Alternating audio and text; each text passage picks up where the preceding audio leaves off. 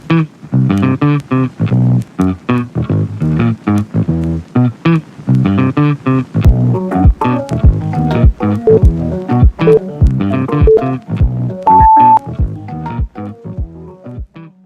right, here we go. Oh, just like that, we are live. Welcome, everybody, to day 4 of the Las Vegas experience at reInvent.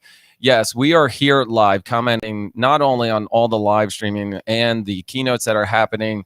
Warner Vogels is already on it, and they had this awesome Matrix scene. I know you didn't get a chance to see it. I have a guest right in front of me. We're going to introduce our guest, and we're going to be talking about a couple of things. Now, Warner's keynote is always probably the biggest one out of Adams, and I want to talk about it in just a few minutes. But real quick, everybody, you can follow us on hashtag LV reinvent22. You can also go to gtmdelta.com/live. You can go to my YouTube. You can go to Disco Posse's YouTube, Twitter, websites. Oh my God, we are everywhere, including LinkedIn. There's so many things going on. Before I get to our guest that's right on the screen, I want to give a shout out not only to our sponsors who made this possible. We're going to go through every single one of them in a second. I am running solo again today. So I apologize to everybody. You are stuck with me for the next 3-4 hours, depending on how we get through things. But don't worry, we're going to have a lot of fun. I hope Eric feels really well, but a huge shout out to him for helping putting the event together. A huge shout out to our amazing crew inside the room, downstairs in the lobby, to my daughter Kirsten, and to my wife Christine for helping us make this event possible. Let's get on over to our sponsors and talk a little bit about them real quick.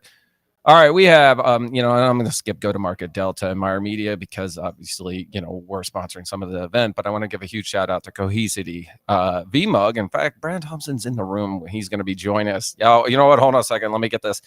He's giving that high five, and I got to go over to it. There we go. Yep, our room cam, everybody. Oh, Ben's done with his pizza, so all right. Yeah, no problem. Don't worry. Yes, we're having pizza for breakfast here in the suite. We got some leftovers. Don't worry about it. Enjoy it. All right, let me get those sponsors back up on the screen and talk about those. We got the Shift Group. JR was on yesterday. We got PTP, Ethan, great guy. N2WS, Ezra, really appreciate it. Belflor Technologies, Tia, Ibex Labs, Labra. Sheree was actually here Monday, very first thing, kicking things off. We got Disco Posse Podcast with Eric Wright. Morpheus Data. Brad was here a couple of times. We got him over. We got him on the panel and the conversation. Converge might be here later, so stay tuned. Rochelle's actually might be on her way. We have Rob from Rack and Lucid Link. Adam, thank you once again. Aurora Cloudfix, Raul was on ours, Kitcaster, Hilla Radius, and Michael Levan. All right. So now it's time to get over to our guests because we got an action-packed lineup, and I got to get people in and out, but I want to give them the value of their time. So without further ado, I think it's time to introduce our guest. Take it away. Yeah, so my name is Aaron Boove. I'm the founder of a company called Cloud Sustainably, a consultancy focused on reducing carbon emissions in cloud. I run a podcast myself called Public Cloud for Public Good, and I'm here at reInvent this year as a peer talk expert and AWS community builder. So, yeah, thanks for having me, John. All right, so thanks so much for joining. Aaron, you and I actually talked probably about, what was it, like a month ago, somewhere around there, and we were talking about podcasting, and we were passing back and forth some tips and tricks. There's always some great things to learn, but, and we're planning for you to join my podcast. We're going to talk about reInvent got in the way. I apologize. No, don't worry. It's been one of those very hectic weeks already. In fact, we are day 4, but day 6 for those of us who have been here since like Saturday and trying to really give you guys the most. If you're not following us on the social media, go ahead and follow us and take a look at all the awesome pictures coming out of the Myer Media page and some of the content and our guests that are joining us. Aaron, what I want to ask you is, here at reInvent, we're already on day 4. There's been a number of services released, another content features. The off announcements, the off-stage announcements are usually I feel are some bigger than the on-stage announcements because they value with certain people. My question for you is, what have you seen so far, or what are you looking to see now that Warner's on stage? So what I saw so far is, Amazon making loads of commitments in terms of being water positive, being carbon neutral in terms of the energy by 2025. But when they focused on those service announcements, one of them is the AWS supply chain. So they're saying to the world, hey, here's a managed service for you to give us all your data about your carbon emissions and your supply chain. But In the same time, they're giving us that information. So when it comes to trying to assess the carbon emissions of your cloud usage, you can't see scope 3 emissions yourself. So, I had expected this announcement and hoping something from Werner today is that announcement that the customer carbon footprint tool is going to start including that information, because that I would have expected that first to build trust. If you want my information, I need to trust that you also care about this as well, and kind of walk the walk. Okay, so the carbon footprint tool was released back in, what was it, April? It was released, but it was actually brought up at reInvent, which is typical for AWS to bring up a service, and then in a couple of months, it's released for it. I know you kind of indicated that the supply chain with it, but there has been discussion in previously that the supply chain is more of a product and not of a service. What's your feeling on that? And then I want to talk about the carbon footprint tool, because the supply chain is an end-to-end type of, it's needed. Don't get me wrong. This is definitely needed. But how does that really equate into sustainability as a product versus a service? So I guess, what do we need from a product or service when it comes to looking at this in the cloud? And you need a baseline. You need a way of measuring what you're actually spending right now in your carbon emissions. So the difficulty is with the current tool is when you go in there, especially if you're a customer from Europe, a lot of the time it's just a graph that shows zero carbon usage. And that's because the majority of carbon comes from the supply chain, comes from scope 3. So that's like the problem for me in some ways, or at least that's what I'd like to see improved, is that, if I care about wanting to be more sustainable, I need something to measure against. It's same as FinOps, I need to see my costs. You start with that baseline and you're bringing it down. That's what we need to be able to do with carbon. All right. So I love that you have a podcast around sustainability, right? When was this really? When did you kick this off? And I want to talk a little bit about that, because we are at Warner's keynote. I am assuming from last year, obviously, they've doubled down on sustainability. Warner usually talks about that during his, and that's why we brought you on the show. It's like perfect timing, your podcast. Let me talk about your podcast, and then let's come back to reInvent here and talk about the carbon footprint tool a little bit. Yeah, so my podcast is called Public Cloud for Public Good, talking about cloud sustainability and how to make the world a better place through the use of public cloud services. And, I set that up back in April. We're releasing episodes every 2 weeks, and that's been coming out really great. I had my first guest from AWS. Shout out to Steph Gooch, who works on the commercial architect team. And yeah, I've had some really great guests. I've had Simon Wardley, who's a great sort of technology thought leader, and, really great people on there. And it's been amazing for me and getting this message out there. And to be honest, I was surprised when I started this that there wasn't already a lot of people talking about this. And I just thought, well, no one else is. I'm going to do it. Yeah. So, with sustainability being really kind of big in the last couple of years, I'm surprised there's not more podcasts about it, not more people talking about it. You've taken that initiative and you're bringing it out and I like the title of it, Public Cloud for Public Good. You sound like a superhero that's, trying to do the good. And are you using yourself as a logo, or are you getting like an animated one? What are your thoughts? Well, yeah, now I want to be a superhero. What's funny, because obviously there's the AWS hero scheme. In some ways, I feel like an AWS anti-hero or a vigilante. It's like, yeah, I want to support AWS, but we need to think differently. Maybe that includes using less services, not just promoting the cloud all the time. So yeah, maybe I need to get a logo or some sort of animation doing that. Actually, sometimes I don't want to say the anti-hero is the hero, right? You're kind of like playing developer advocate, devil's advocate on it, and really kind of going against it. But you get people to think about it. There are a number of analysts out there that play the other side, but in a good way, because they're not always, kind of on AWS side in general, but they want to make sure that the voice of the community is heard, like folks like yourself. Definitely. Look at democracy. Like, you have an opposition, you have the ability to challenge and really kind of hold these people to account. And when you've got companies the size of Amazon who are basically spanning across the world, who's going to keep on holding them to account? You need people both to promote them and to challenge them, because, we're all on the same planet. We all want the same thing, which is, to solve these problems. So yeah, let's just start doing it together. All right, so let's talk about the carbon footprint tool, and then I do want to talk about the well-architected review and the pillars for sustainability and your feelings on that. When they released the carbon footprint tool, what were your thoughts? What are some of the things that you think of it and you think that they might add, or you think that needs to be added to it? Yeah, so I was at the public sector recap in London when they announced the tool, which was a really great sort of announcement. And I was like, wow, AWS are really doing something about this. And, my background in cloud has been AWS focused. So that's kind of where I kind of start looking at things and then maybe compare elsewhere. And to be honest, that's the thing where you start to compare what other cloud providers are doing in this space. Both Azure and GCP, as the other hyperscalers, offer that visibility of scope-free emissions. It may not be all of their scope-free, but they've got a lot already. And that's sort of like one of the things with the tool is like, okay, as much as like this is what the world needs, we need services like this. It doesn't really actually give me the ability to do anything with the information. And that's because the kind of the granularity of it is at the highest level. It's literally just at the top of the account. It's split by service. And when you think about the technology at AWS, let's take billing, for example, they can, Oh, you went to billing. I mean, that's a whole day topic for it. I mean, obviously billing and then I've got a very brief point, but they can bill me and charge me down to the millisecond for Lambda evocations because that's how they make their money. They're going to charge me for it. But why can't they do the same with Carbon? Why can't we get all of that granularity and the investment and the kind of innovation from the billing system for what they do with Carbon? So what you're saying is they've already have this data. Now you just want to visualize this data and put it up there. I feel, and I don't want to say I'm siding with AWS. I feel that the first iteration of carbon footprint is out there and they're going to grow upon it. Yeah. And the only way they're going to improve upon it is by folks like yourself, the customer feedback, the things that are needed. We are just scratching the surface with sustainability. It's no longer a term, a buzzword, a marketing phrase for folks who are actually getting serious about it. Customers, I mean, I'm assuming folks like yourself are going to a store, right? So you think of you're going shopping, right?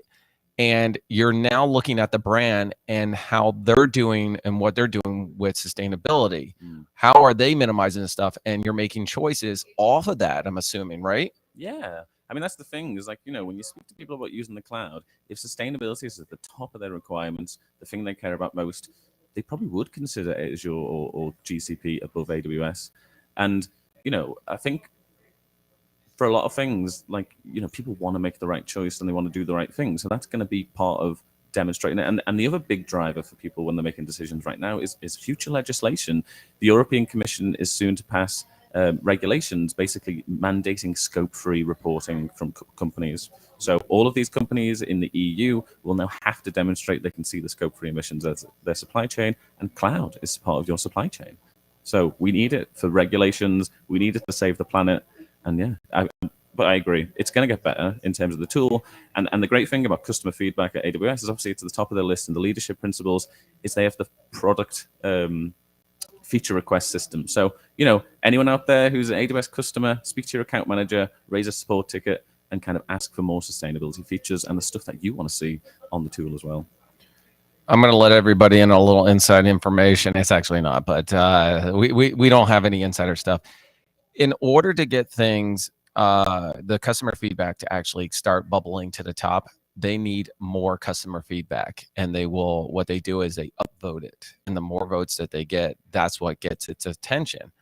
Rightfully so, but it's all by customer driven. So if you're looking for those granular metrics for the carbon footprint tool, you tell your AWS PDM, you tell your SA, whoever you want, they'll go in and they'll upload it to the system, and then it'll bubble up. So if you're like Aaron and you're like, listen, we need these. I think if you were to bubble it up, it's going to be something that would be released and looked upon if they're not working on it already. Probably are.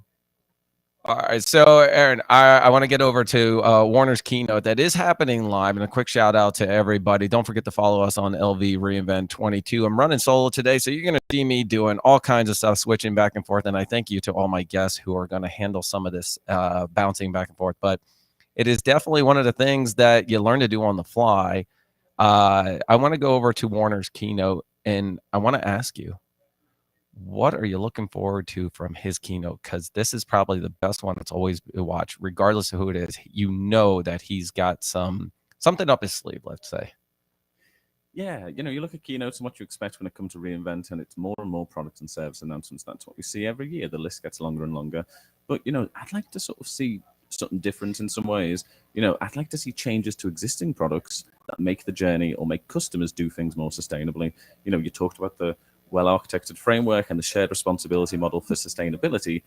We're the ones who are making all these choices and building our products and services. But because there's so many products and features and services, so many competing different things, it's really easy to make a mistake. It's really easy to do this the wrong way. And I'd like to sort of see this, almost the conversation shift away from, okay, Amazon's responsible just for water, just for energy. We're going to solve all that to say, hey, we're also part of responsible for making sure you do the right decisions. And we're going to do that through making our services better. S3 is a great example of how they've done this over the years. That intelligent tiering on S3, do you know, just choose that and Amazon will do the hard work for you. So I want to see more stuff like that to existing products and services. And like I said earlier, more scope-free emissions and kind of commitments to when that's going to come out, because the European regulations, you've only got till 2024, and then these customers will need it then. I think with you mentioned on AWS actually going for like the S3, right? The intelligent tiering, and you want to see more of that. I think that's what a lot of customers are looking forward to, is more of those managed services that are doing that and yes, I'm going to touch on cost savings, because the cost savings goes hand in hand in most cases with sustainability. Think about it, like right sizing. I'm using too much resource and compute. Why can't I go less? I'm using too many of them. Why can't I auto scale down? I'm using too much storage. Why can't I compress it? I don't need 27 copies all around the region. Those are the things that people are thinking about, but cost savings goes hand in hand with it. Now, I'm going to switch gears real quick because I want to get back to the well-architected review and the sustainability pillar, because we've got about 10 minutes left, and I want your thoughts on it and how have they improved it along the way, because I just released it, and I'm sure there's been some iterations on it. I think in terms of, they have improved it, because like the first iteration, when it comes to sort of one of the first points they talk about is like, be conscious of the region that you put your cloud services in.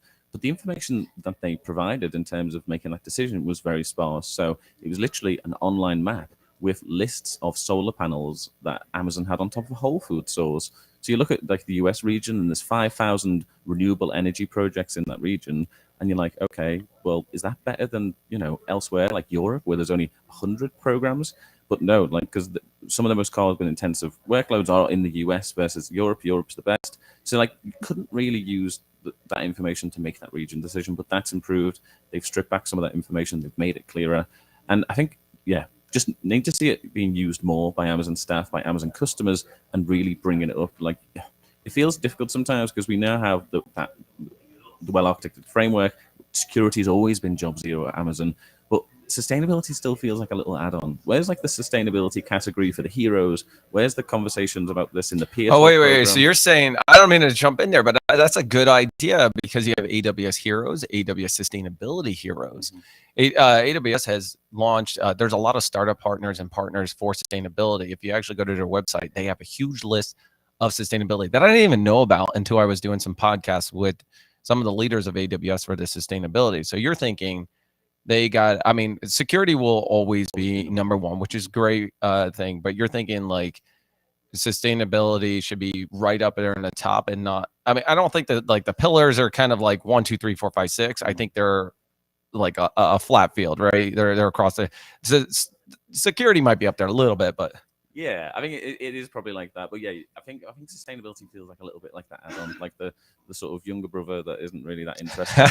I mean, like, you can really see it sometimes. And maybe it's because a lot of people aren't looking at this. But when I booked my sessions for reInvent, when you go on the app and they're all gone and there's overflows, and I didn't have to go for any of the sustainability sessions because hardly anyone's booking them. Yeah, but do you feel that it's one of those, I don't want to say a slow burn, it's a little bit of a slow adoption, right? But people are starting to become a little sustainability aware, and that maybe by next reInvent there won't be, or?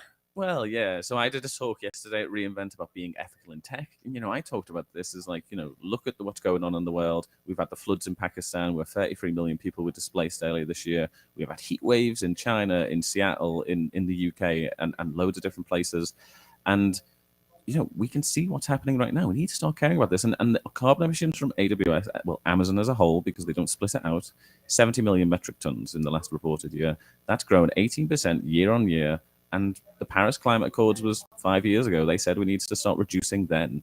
And I think this is the sort of thing where most people don't realize there is a bigger impact to the cloud than we think. It's not just our phones in front of us. There's the data centers and everything else. So 4% of the world's carbon emissions come from cloud computing and the internet. That's twice of the airline industry. there's already campaigns, there's already people saying you shouldn't fly so much. So I'm the one saying you shouldn't use the cloud so much, and that's basically how we need to start looking at it, like using the cloud responsibly, using it efficiently, and yeah. Do you know, I had somebody on my podcast, and I'll probably butcher this quote or the metrics a little bit, but I know the year. I think they were trying to become, I see, carbon emissions by 2025, not 2030, not 2025. You realize how close that is to actually try to achieve that? Anything 10 years out, I feel that it doesn't happen, or it's not going to happen. It's a long-term goal, and then by the time they get there, they change it. But 2025, yeah, you're right. That's for renewable energy. So for their scope 2 emissions, they'll be getting that 100% carbon neutral through power purchase agreements. And that is a good commitment. And I do appreciate that Amazon also say we want to hit all these goals earlier by 2040 rather than 2050, because when you look at 2050, most people in businesses who are making these decisions today probably won't be there. 28 years is a long time. Yeah, I'm only counting, tomorrow for right now, or at least get through reInvent. Yeah, I just want to get through today. So Aaron, before we wrap things up, how do people follow you? How do they reach out to you? Well, there's my podcast, obviously, Public Cloud for Public Good. I'm on Twitter at Aaron Cloud. And you can find me on there and on LinkedIn. I kind of do a lot more posts there now that Twitter slowly collapsing. I was going to say you're on Twitter every day. We joke about this. Twitter is still around, folks, but and as long as it is, we're going to encourage people to go there. But are you on Mastodon yet? I am not actually. I don't see an alternative that really can replace it. Like, Twitter is this public square. It's for communities. It's allowed us to communicate. It's allowed me to meet people like you and Corey Quinn and all these other people. And it is a force for public good. And I hope it stays around. I think it's going to, to me, I think it's going to come back. I think in just, some way or another, and I think, you know what? They're going through some bumps and everything like that. If somebody wants to get onto your podcast, what's the best way to reach out to you and be like, hey, Aaron, I want to start talking about some of this sustainability stuff? Just ask. Like, just ask. I do have a sort of schedule at the moment, and it is getting busier, but I want to go down. That's a good thing. It is, yeah. But I want to go down to once a week. Yeah. One of the things I do for my podcast is every episode I donate £500 to charity to thank the guest, a charity of their choosing. Nice. And to give back and make the world a better place. So, if I can get that down to what once a week, that's more money going to charity and more guests to talk about this. And yeah.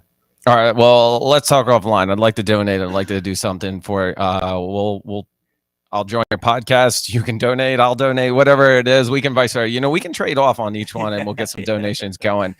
Aaron, thank you so much for joining. I really appreciate it. I'm glad you had a chance to stop by. Everybody, we are here at the Vidara. This is the last day of the live stream. Don't forget to follow us on hashtag LV Reinvent 22. Aaron, anything you'd like to leave with our guests? Yeah, go and ask Amazon for whatever you want when it comes to sustainability. We need the customer voice to make some changes and hold them to account. So, thank you so much. I appreciate you joining us. Thank you so much for having me. All right, everybody. My name's John Myer. You can go to gtmdelta.com/live. Catch us live. Warner Vogels is on right now talking about his keynote and some of the stuff that is happening. Remember, Warner says there's no compression algorithm for experience. Yes, he will say that in here. And he'll release some more services, and he'll say, you know what? You asked for it. That's always one of their things. We're going to take a quick 5-minute break. We're going to get our next guest right up here. You know what? Don't forget also, and I just mentioned LV Reinvent 22. Follow us on LinkedIn, Twitter. Yes, Twitter is around still. YouTube, Disco Posse Podcast, everywhere that you can get us. Hang tight, folks. We're going to get our next guest up, and we'll be right back.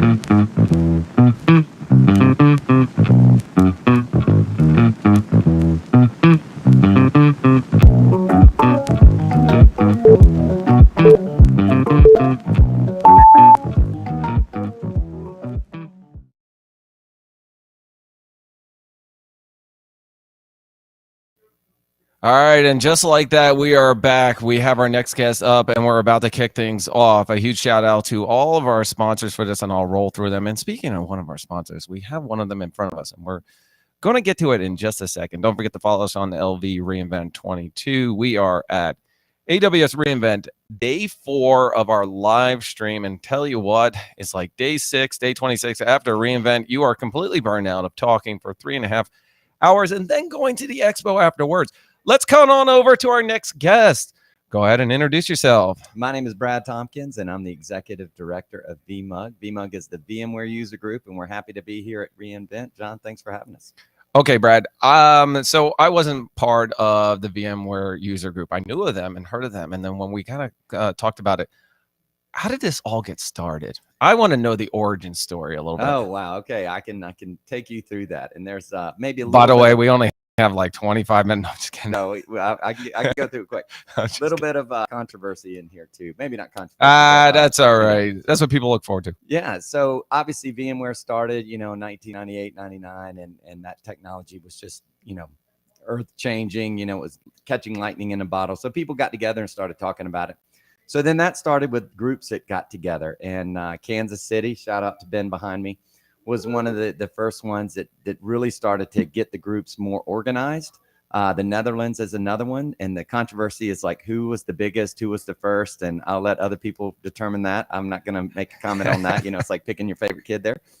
But so they started getting together, and then they went to VMware and they said, hey, VMware, we need swag, we need speakers, we need, this and that sort of thing. So VMware ran it internally with the, with the end users doing most of the work, but they were kind of helping organize it for a little bit.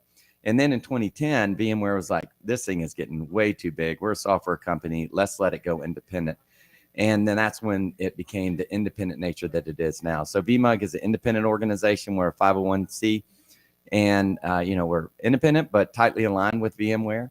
And now we do events all over the place. We've got 30 some odd events all over the globe in Europe, APJ, North America, and that's kind of how it all got started. So if you say that VMUG started in 2010, you would be inaccurate, but VMUG, as the independent nature it is right now, started in 2010.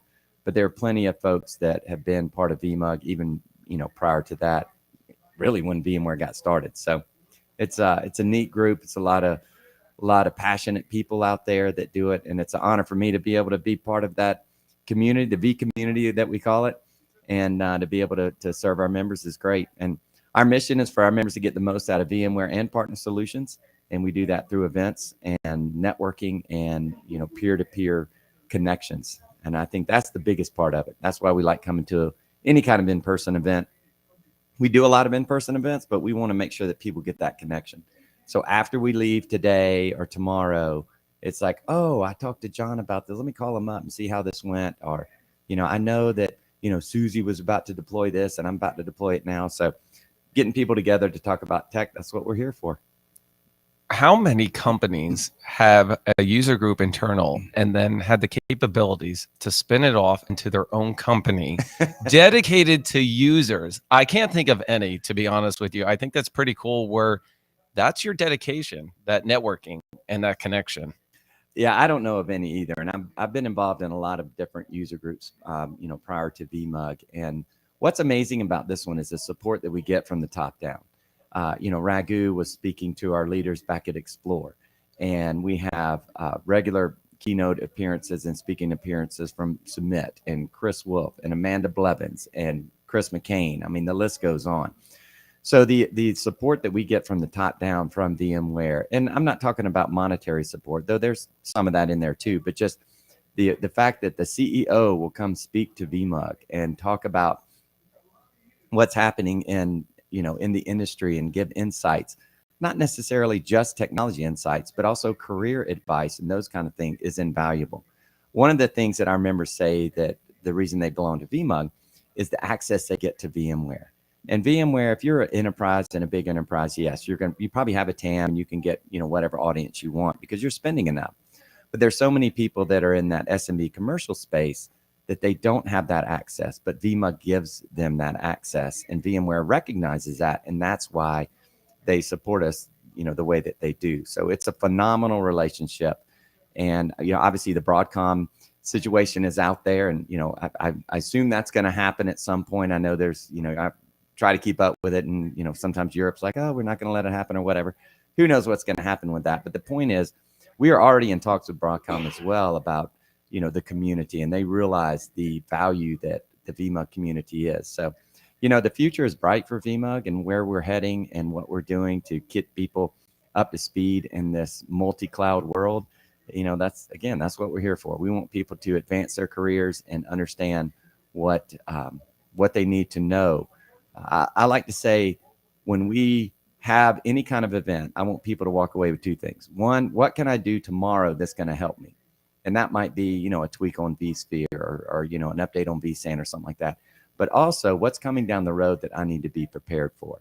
And I thought VMware laid it out pretty well at Explore. We had Cloud First, then it's Cloud Chaos, and then it's Cloud Smart. And a lot of our members haven't really adopted that much of a cloud yet, but they're looking at it. In fact, we did a recent survey, and 70% of our members are looking to deploy multi-cloud 1 year or further out. So if you think about that, that's 70% of people that doesn't have to go through the Cloud Chaos part. Just go from nothing to Cloud Smart. And that is what VMware has laid out. And if you do it with Amazon, AWS or Azure or Google, whomever, it's you've got a path there. So it's exciting times, a lot of fun things happening. Brad, I don't think VMUG is going anywhere. Even with the Broadcom thing, I think VMUG is dedicated for the community, built by the community, with the community, and they understand where you guys, and I think the community has more strength than what people realize is that you guys are the ones that keep things going. You are the technologists. That's what this event is about. Mm-hmm. This event is all about the technology. This is why we're doing all the live stream and everything, because what we're doing and what we're looking to achieve is to bring it back to the technologists. This is for the technologists. And these are the types of conversation that folks are looking forward to deep down in it. So I think you guys got a very good thing going, and it's going to continue to go. And I won't say that it was started in 2010 or before. It was established in 2010, but it was earlier, however you want to put it, finalized. We'll go from there. Let's talk about reInvent and some of the things that you're looking to get out for. I know you're looking to build that networking in that community, but what else are you looking for out of this event? So there's a few things. I think the big thing is as the multi-cloud and the smart cloud is laid out from VMware, and VMware, of course, has all kind of partnerships with all different hypervisors and our hyperscalers out there. It's how do we attract that new persona? VMware now is in a situation where they're not just vSphere. They do so much more. And yes, we have a good group of practitioners that kind of grew up on vSphere. And we know how to take care of that group because, candidly, I'm one of that, one of those. That was And like so the OG right there of kicking that off. I mean, you that's where you knew how to start out. So now you have to adapt to the new talent. you have to adapt. So our goals are two things. One, how do we get that member? And they've told us that this is what they want. They want professional development. They want new skills and those kind of things. So I often say it's a vSphere because vSphere can let you do a lot of different things in whatever hyperscaler you want to go to now.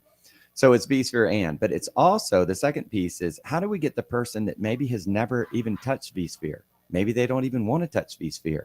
VMware has products for that as well as partners.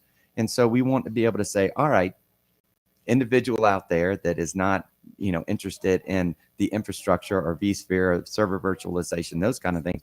We want them to look at VMUG and say, there's still value in that with all the other things that VMware is doing and that we're doing and our partners are doing and those sort of things.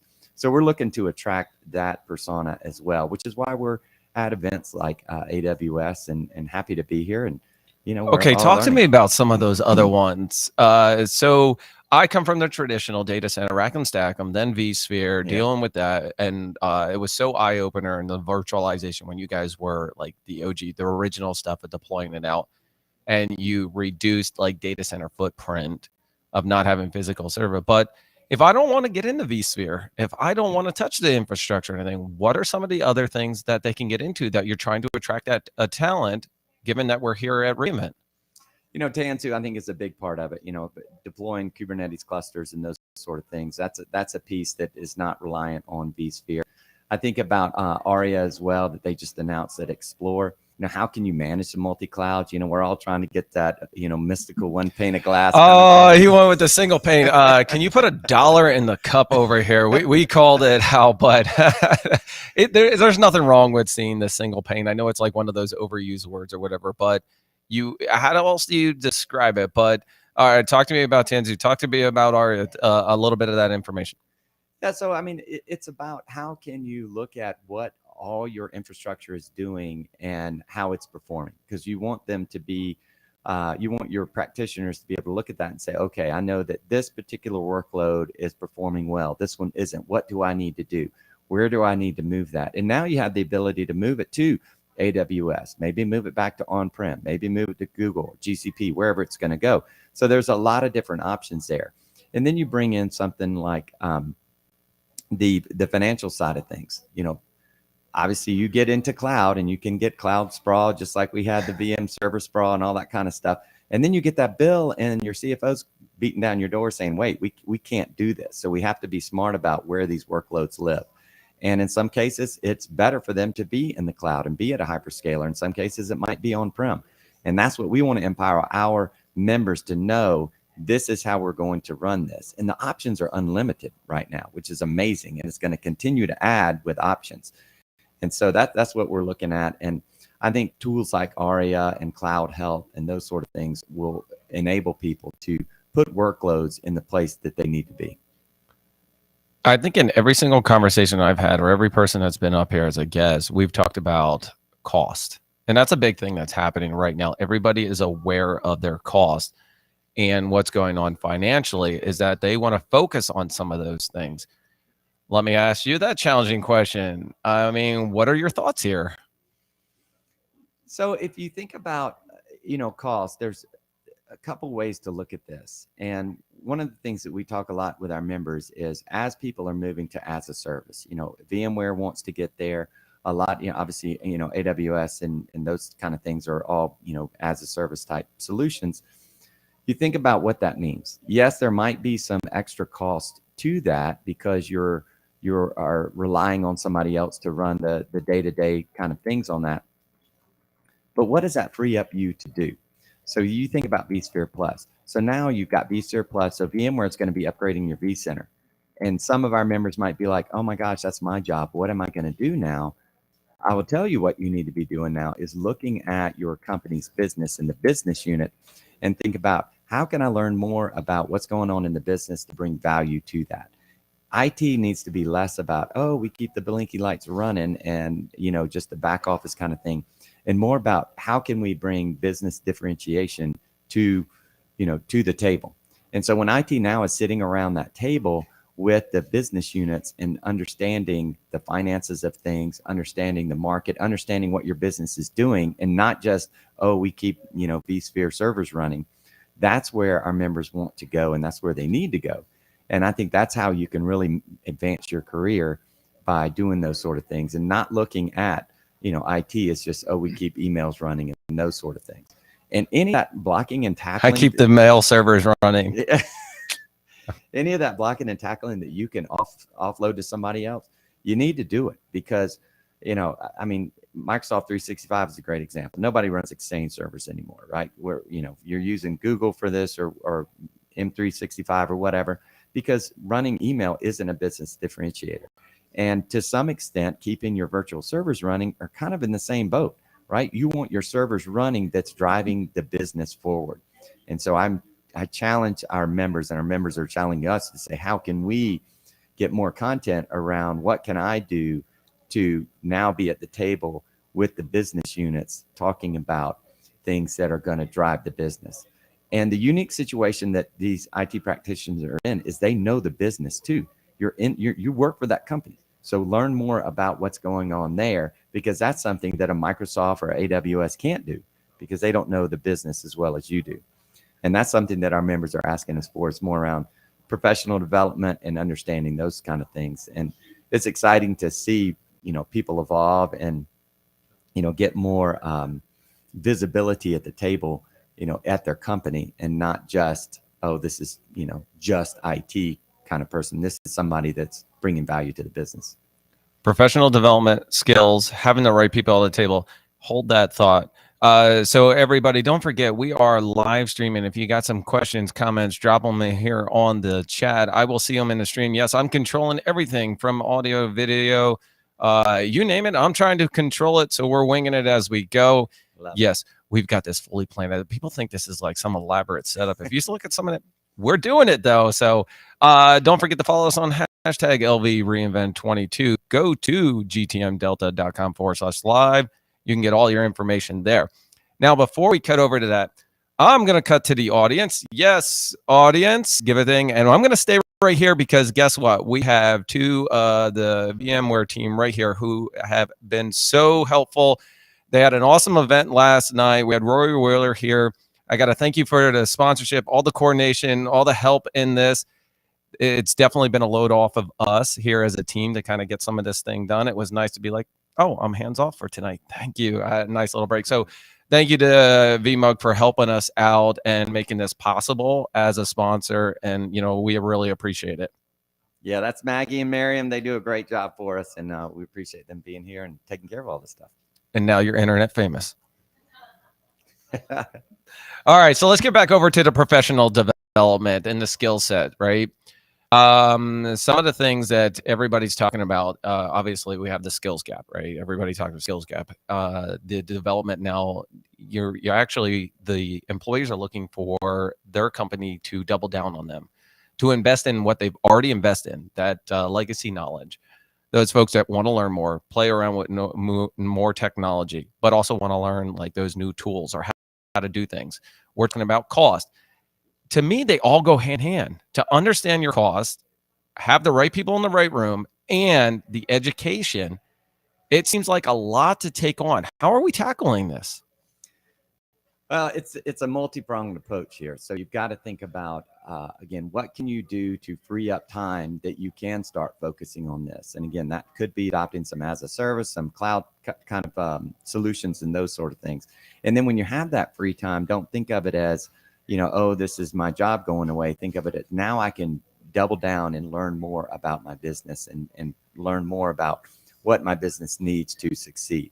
And then there's other solutions that we have out there with our user cons or our virtual events that we talk about that. And it can even be something as simple as public speaking.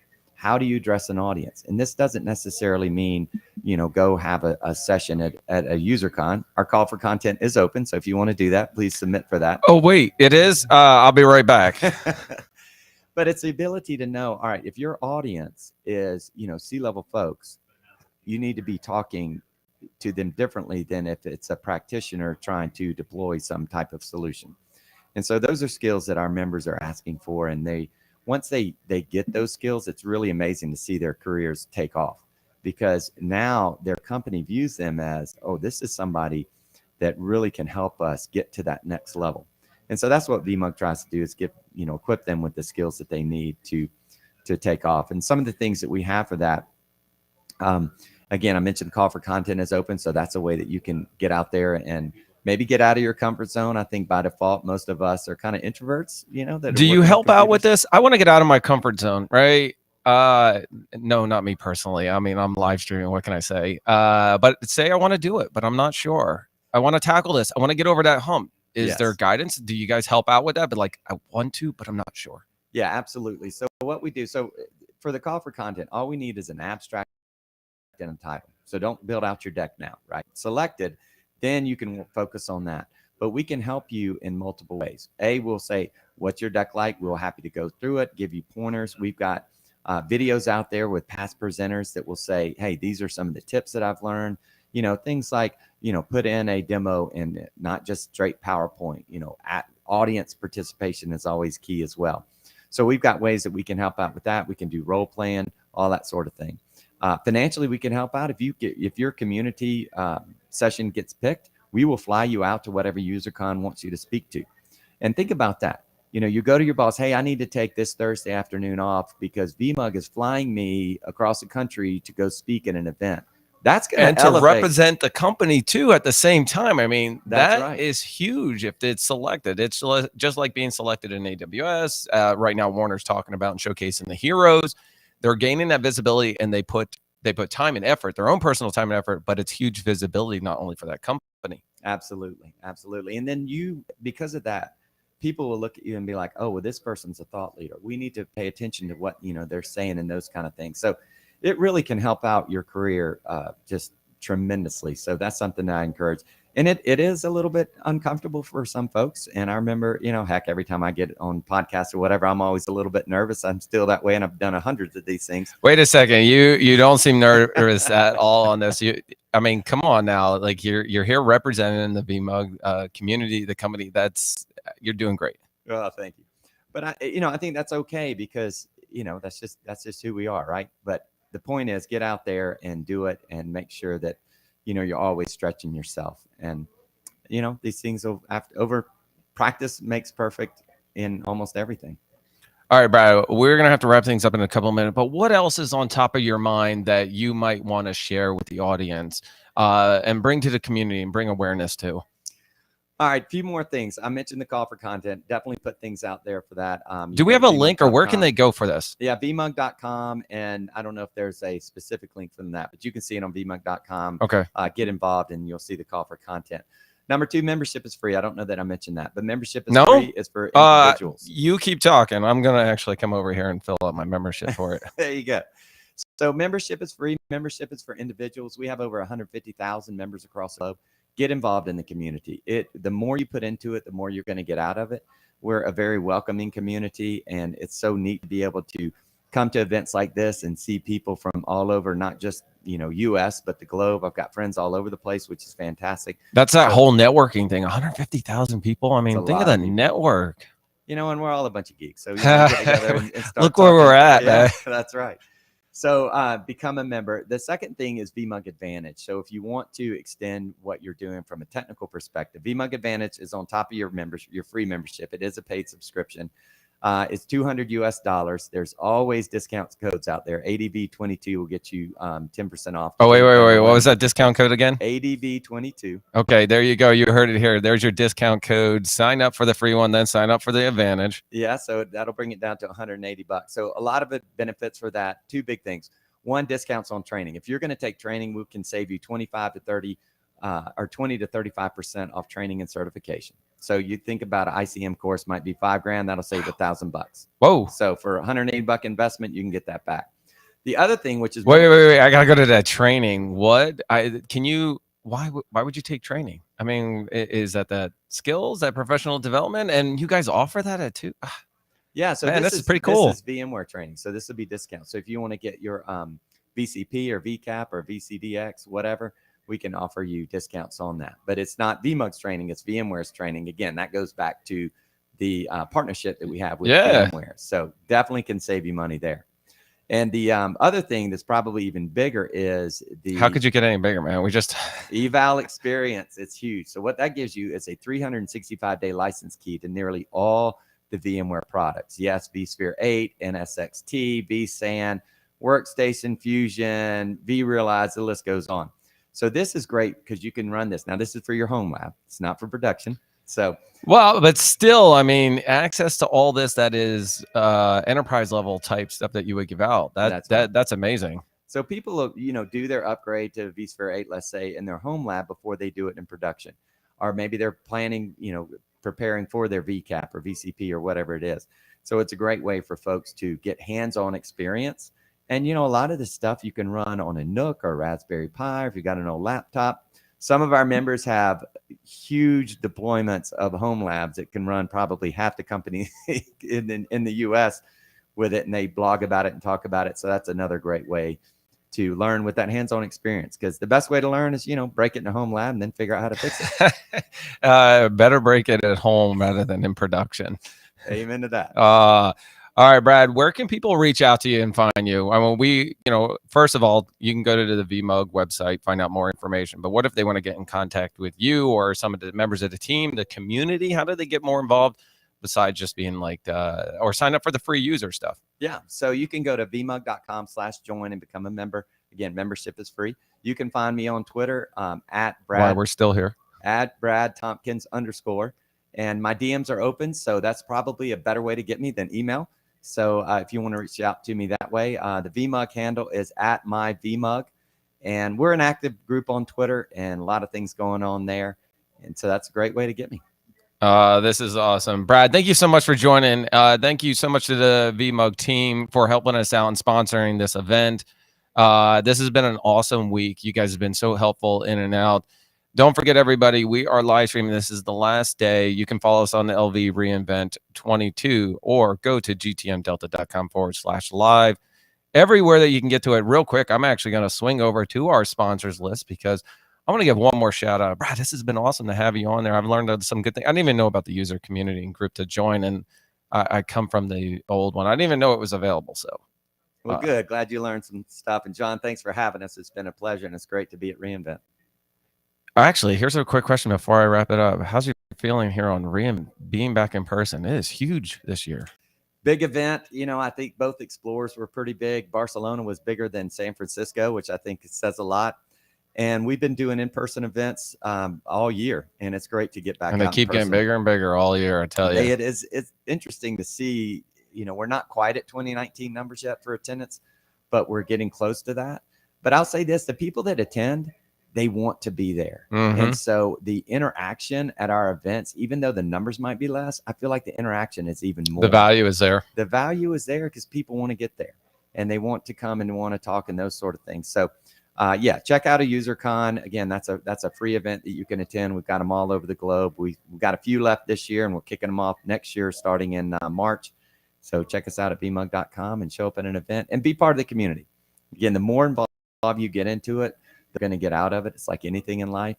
And this is something that's free to do. So all right. Involved. Awesome, Brad. Thank you for joining me. I really appreciate it. Everybody, we're going to take a quick 5-minute break and we're going to get our next guest up here. I believe we might have a remote one joining us. If not, we've got more people in the room and I'm going to switch over to the room cam. Hi, everybody. Give a nice shout out. Once again, thank you to the VMUG team for helping everything out. And here's our next 5-minute break.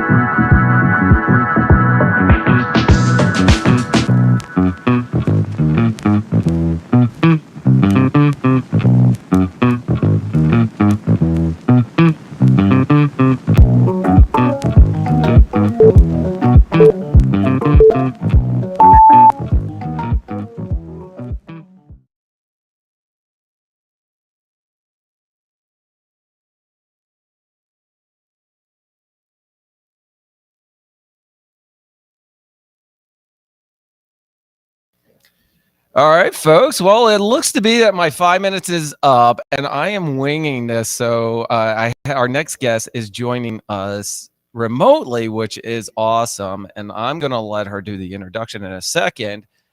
But first, Catherine, can you hear me? Yeah. I can hear you. You can hear me. Okay, wait a second. I can't hear you. Hold on. I got to turn my sound. Oh, this is going to be interesting. I wonder if I'll get some feedback. Catherine, can you hear me? Yes, I can hear you. You can hear me now? Okay, this is going to be interesting. Why is it coming through? Oh, it's coming through my laptop. Oh, man, this is going to, I might have to switch over to some Bluetooth. Oh, you know what? This is so scrappy that we're just going to figure this out as we go. Let me take the headphones off. I have my AirPods. I'm going to put those in so I can talk to you and the mic, and we'll see how this works. I can hear the live stream actually going through. Hold on. All right, we'll do it this way. Hang on, folks. All right, we'll get this. Make sure we get these going. All right. We'll make sure that we get no back feed. All right. Catherine, can you hear me? Yep. Okay, hold on. We're going to switch some things over. Wow, this is what we talk about doing some. There we go. All right, how's that? I can hear you. Catherine, can you give me some sound bites? Sound bites. There we go. All right, that works out. Okay, first of all, I need some help. Somebody that's on the live stream, can they just make sure that Catherine's coming across clear? All right, while somebody's talking, either they're just going to be listening to me or you. Everybody, you can follow me on LV Reinvent 22. Go to gtmdelta.com/live.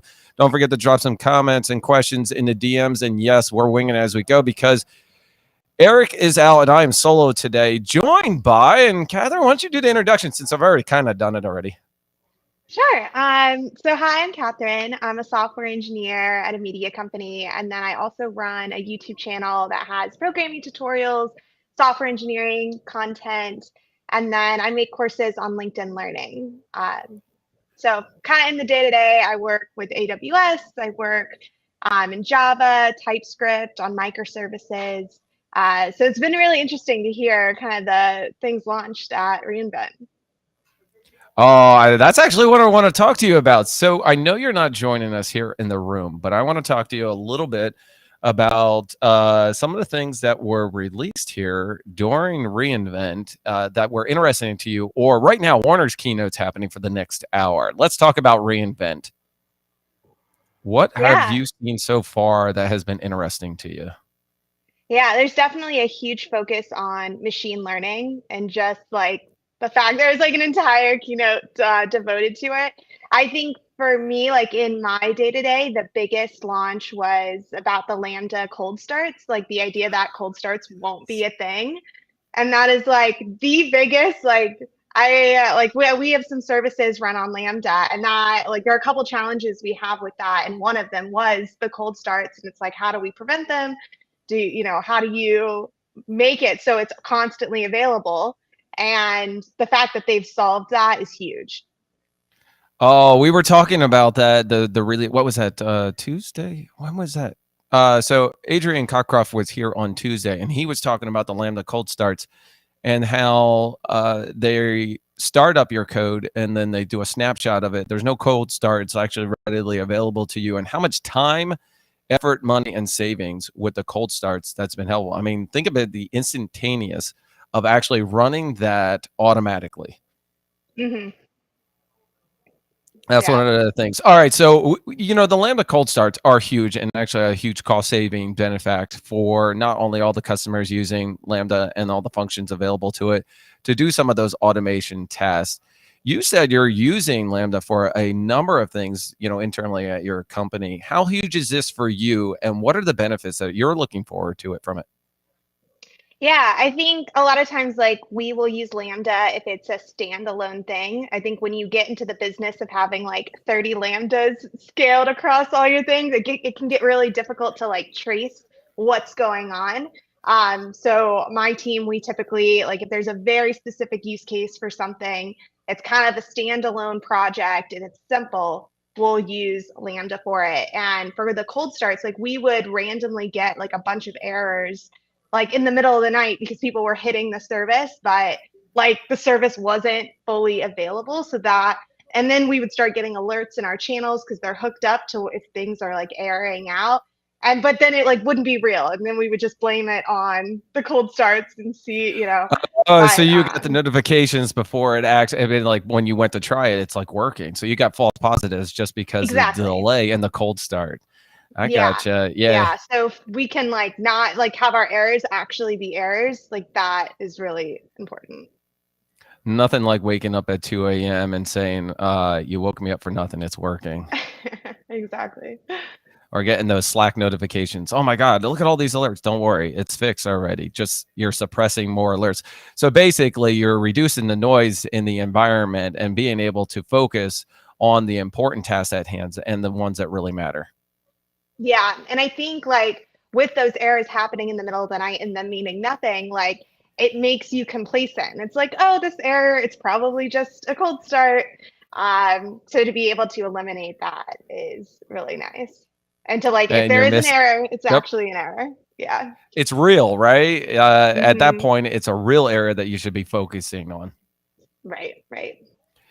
So, Catherine, let's talk a little bit more about reInvent. First of all, I got to thank you so much for joining us remotely. You're actually our very first remote guest, by the way. That's why I'm trying to figure out all the buttons and everything. In fact, have you seen a picture from the room view? I got to give you. No, I How about haven't. this guy? Here we go. Here's the room. Also, look, yep, everybody, wait. There we go. We're watching Warner's keynote live. We'll have to send you some of the swag that we have in this room. Okay. I mean, there is so much going on. Awesome sponsors happening.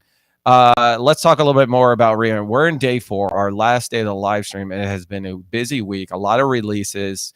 The networking and events have been huge. Is there anything else that you've seen from reInvent that has been on top of your mind or looking forward to? Yeah, I think it's interesting because like all of these big tech companies like Apple and Microsoft and Google, they have their events, and like reInvent is one where it's you kind of really have to be a software engineer to understand what's going on because like it is AWS services. And a lot of engineers, like you'll use a handful of the services, but there's so many that there's no way like you know every single service that Amazon offers, and you know it's super, super in depth. And so, like, I found a lot of the things coming out do have to do with like machine learning, data analytics, and really trying to visualize your data.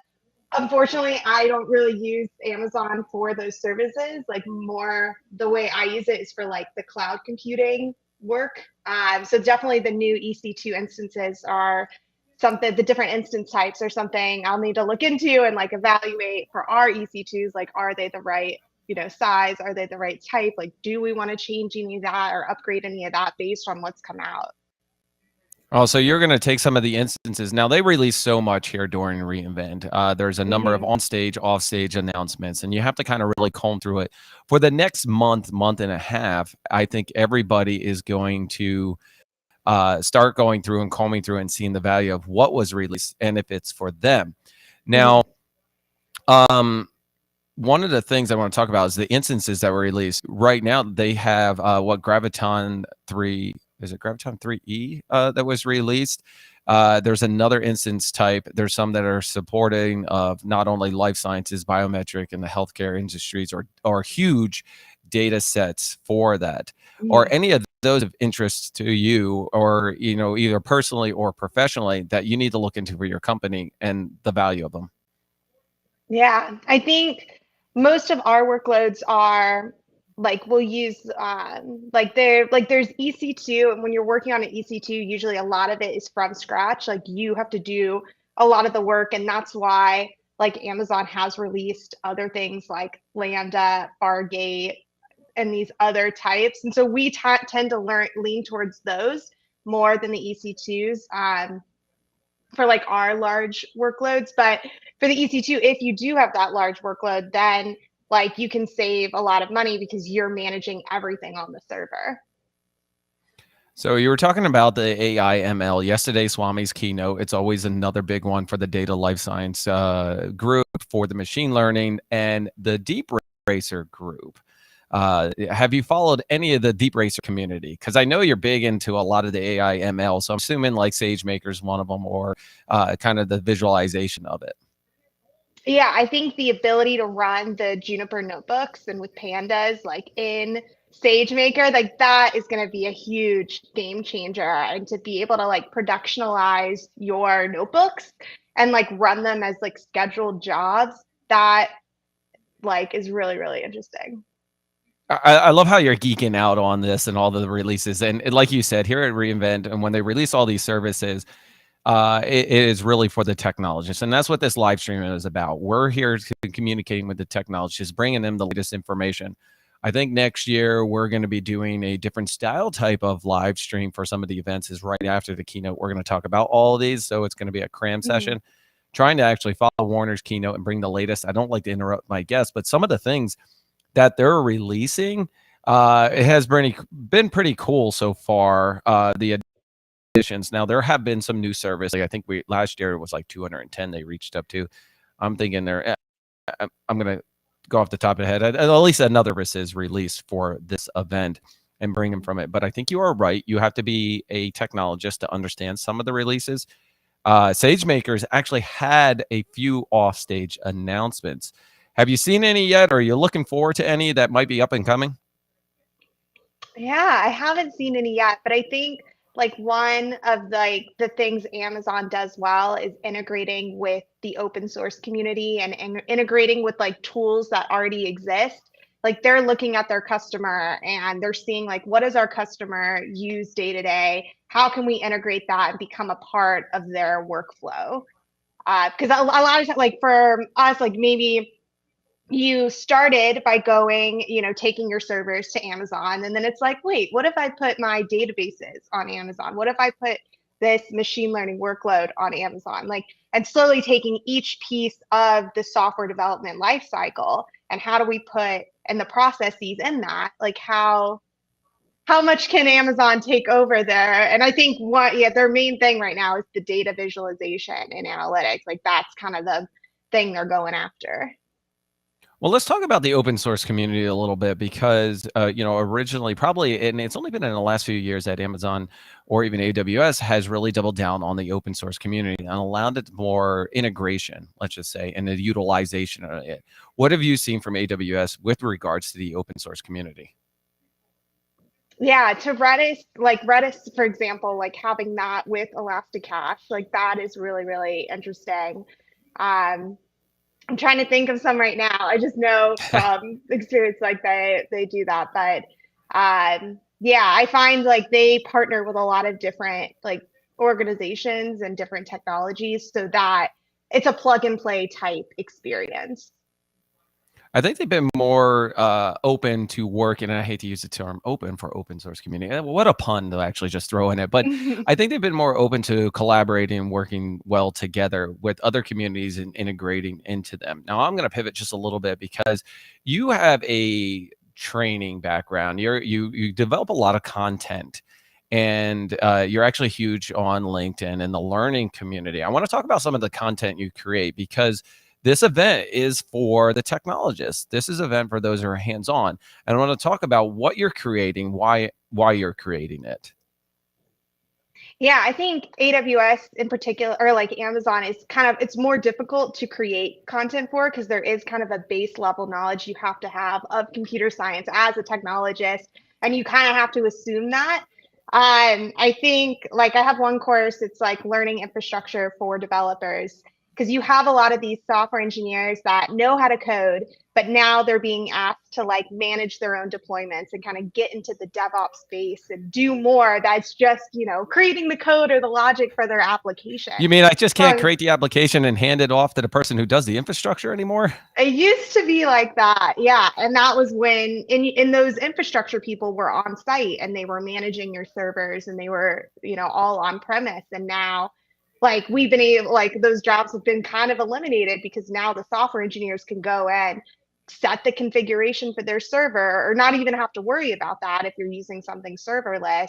And yeah, so what it's required is now you need more content about DevOps and about create how to take your code from your local machine to the service, because now that software engineers are in charge of it, they need to know how to do it.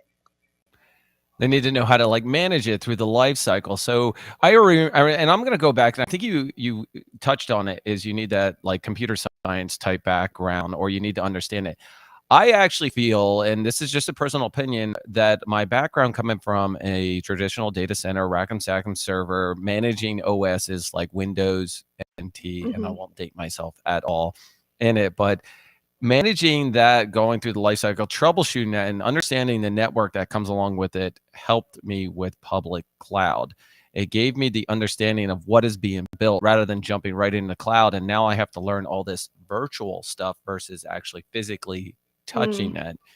How does one approach coming directly into cloud to understand that? What are some of the skills that you think they should learn in order to better themselves or to get that stuff that we once all got hands-on? Yeah, I think like the way I got into AWS and kind of working with the technology was when Amazon Alexa came out. And it was like Amazon Alexa, this cool new virtual assistant. Like Amazon You don't was have one any of the in your first room that are people. going off right now, do you? They were the first ones to do it. So that was how I initially kind of got started with it. And it was like, and this was before like they're not like software development kits, but they were kind of the libraries that came out for Alexa. So it made it really easy to like, now it's a lot easier to make a skill, but so that like you had to learn a little bit of S3, you had to learn Lambda, you had to learn like the Alexa configuration tool. But you could do it very quickly. You just followed a tutorial they had online and it used a handful of services to build, one thing. And I find that's kind of the trend is you'll, find what you want to build, whether that's just, a web server that, shows hello world and maybe that's it, or if it's an Alexa skill. Throughout that, you're probably going to use a handful of services to do that. And then I would suggest like learning everything you can about those services and then being like, okay, what's my next project now? Now that I know how to use Lambda, like maybe I'll try combining it with SQS or DynamoDB or one of these other services and learning about that to make like a more sophisticated application. So start small, start building your, working on those free tiers, working out some of the things, going through the integrations and the setups. And in fact, some of the thing I want to like throw in here is one of the big thing is what are your feelings on workshops, attending some workshops, some hands-on places where you can learn not only more about applications, but AWS maybe as a free tier or deploying something or infrastructure code. What are your thoughts on that? Yeah, I think workshops are great, especially for like the in-person aspect of it. I think a lot of times you can look at a tutorial and if you get stuck, it's like, who do you ask? And there are a lot of online communities out there where you can go try to Google around, find your answer. But to be able to ask like a real person your questions or just see like how a real person teaches you how to do something, like it offers a different perspective for sure. Well, I'm going to throw something in there because some of the things that I love doing is creating workshops for other people or companies, but hands-on. And what I want to do, and I'll do a quick screen share if it even allows me. And by the way, if I break something, I apologize to everybody. But what I do is I create some of these workshops and hands-on. This is one I've done for one of my one of the companies I work with, and it's literally a hands-on tutorial that walks you through step by step of not only getting started, but how to install the application. If you're using AWS services, what do you do to log into it? From the setup of the environment, the walkthrough of creating like policies, and you get that hands-on experience. But in the end, what I'm actually trying to do and achieve, and as I switch some gears back around, because I am trying to manage everything at once, what I'm trying to achieve is let people run as far as they can, but not give them the answer to it. And then have them think, oh my God, look at the endless possibilities that I could do with this application. I don't want somebody, what are your feelings on workshops that you kind of give a 1, 2, 3 step and here's your end product without enabling them to kind of experiment more or to, figure some more things out?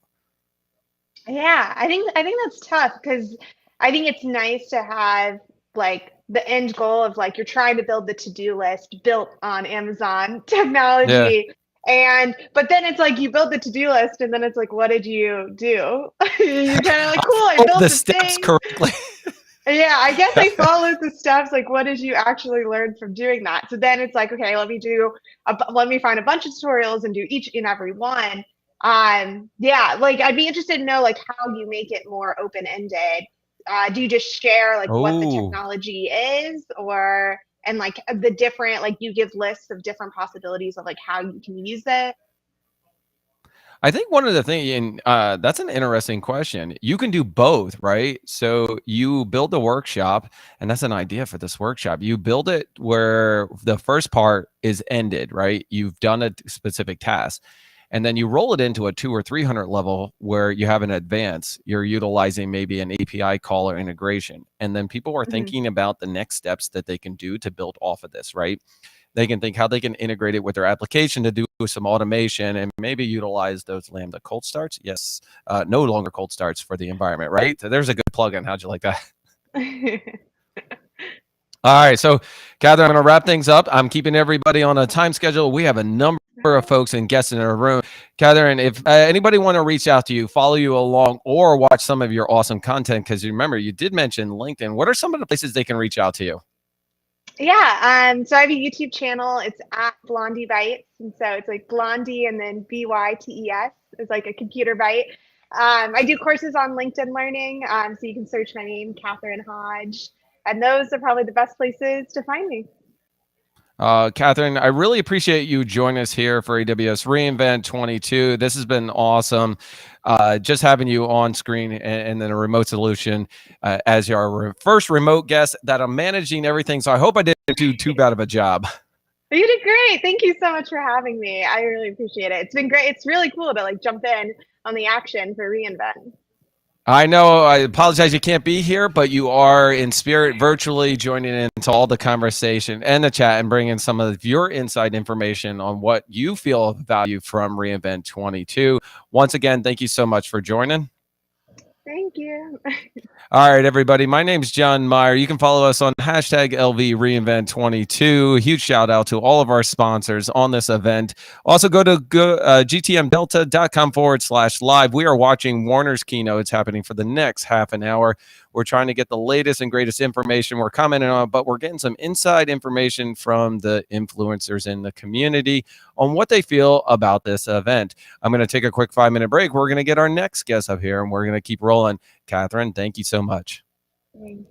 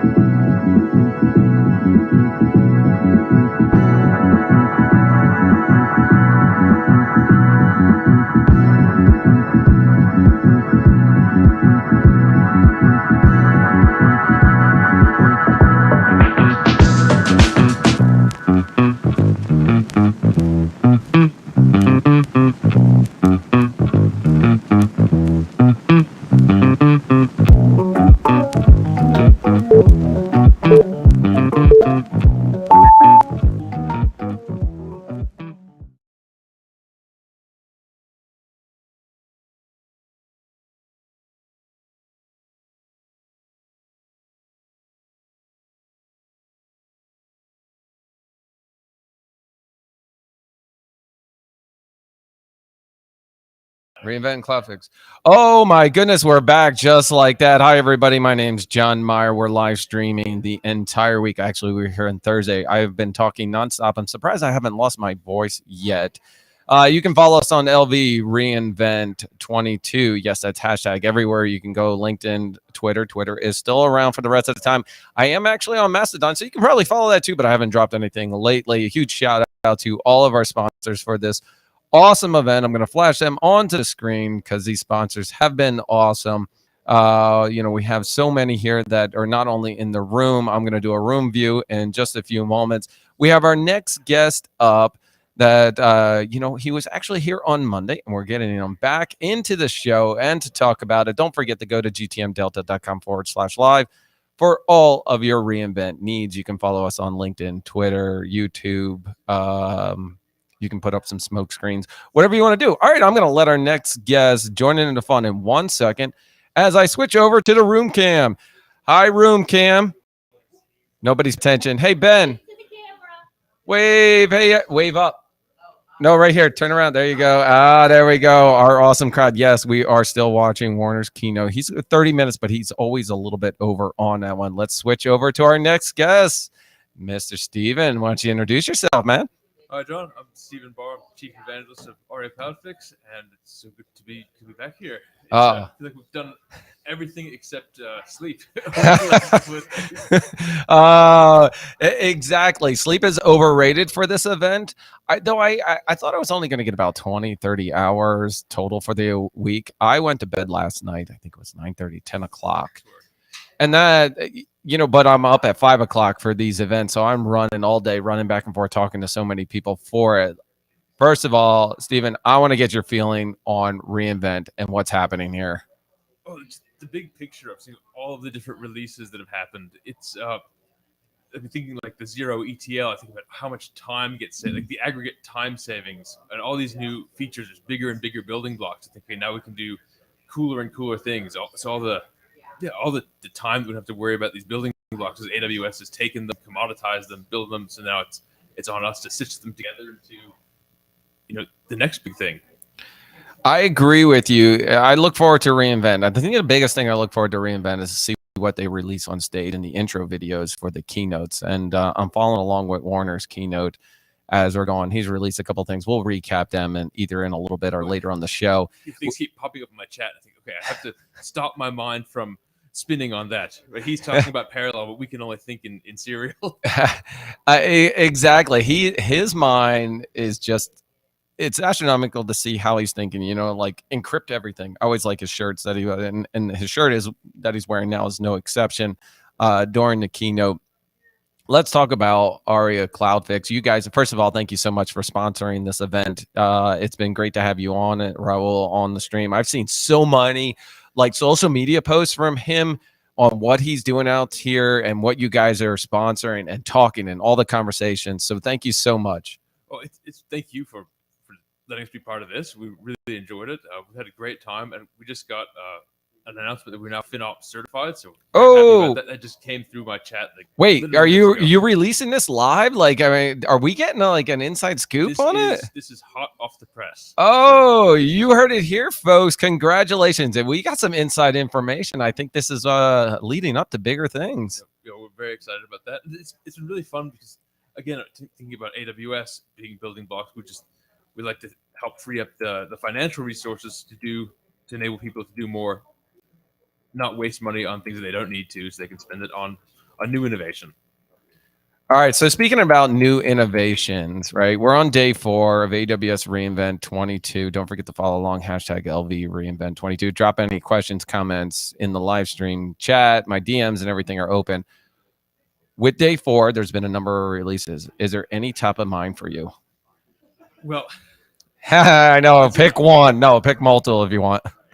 Well, just making serverless easier for people to use. And I think that one of the big themes we've seen about making it easier for services to connect to each other. So, a few weeks ago we had SAM serverless connectors.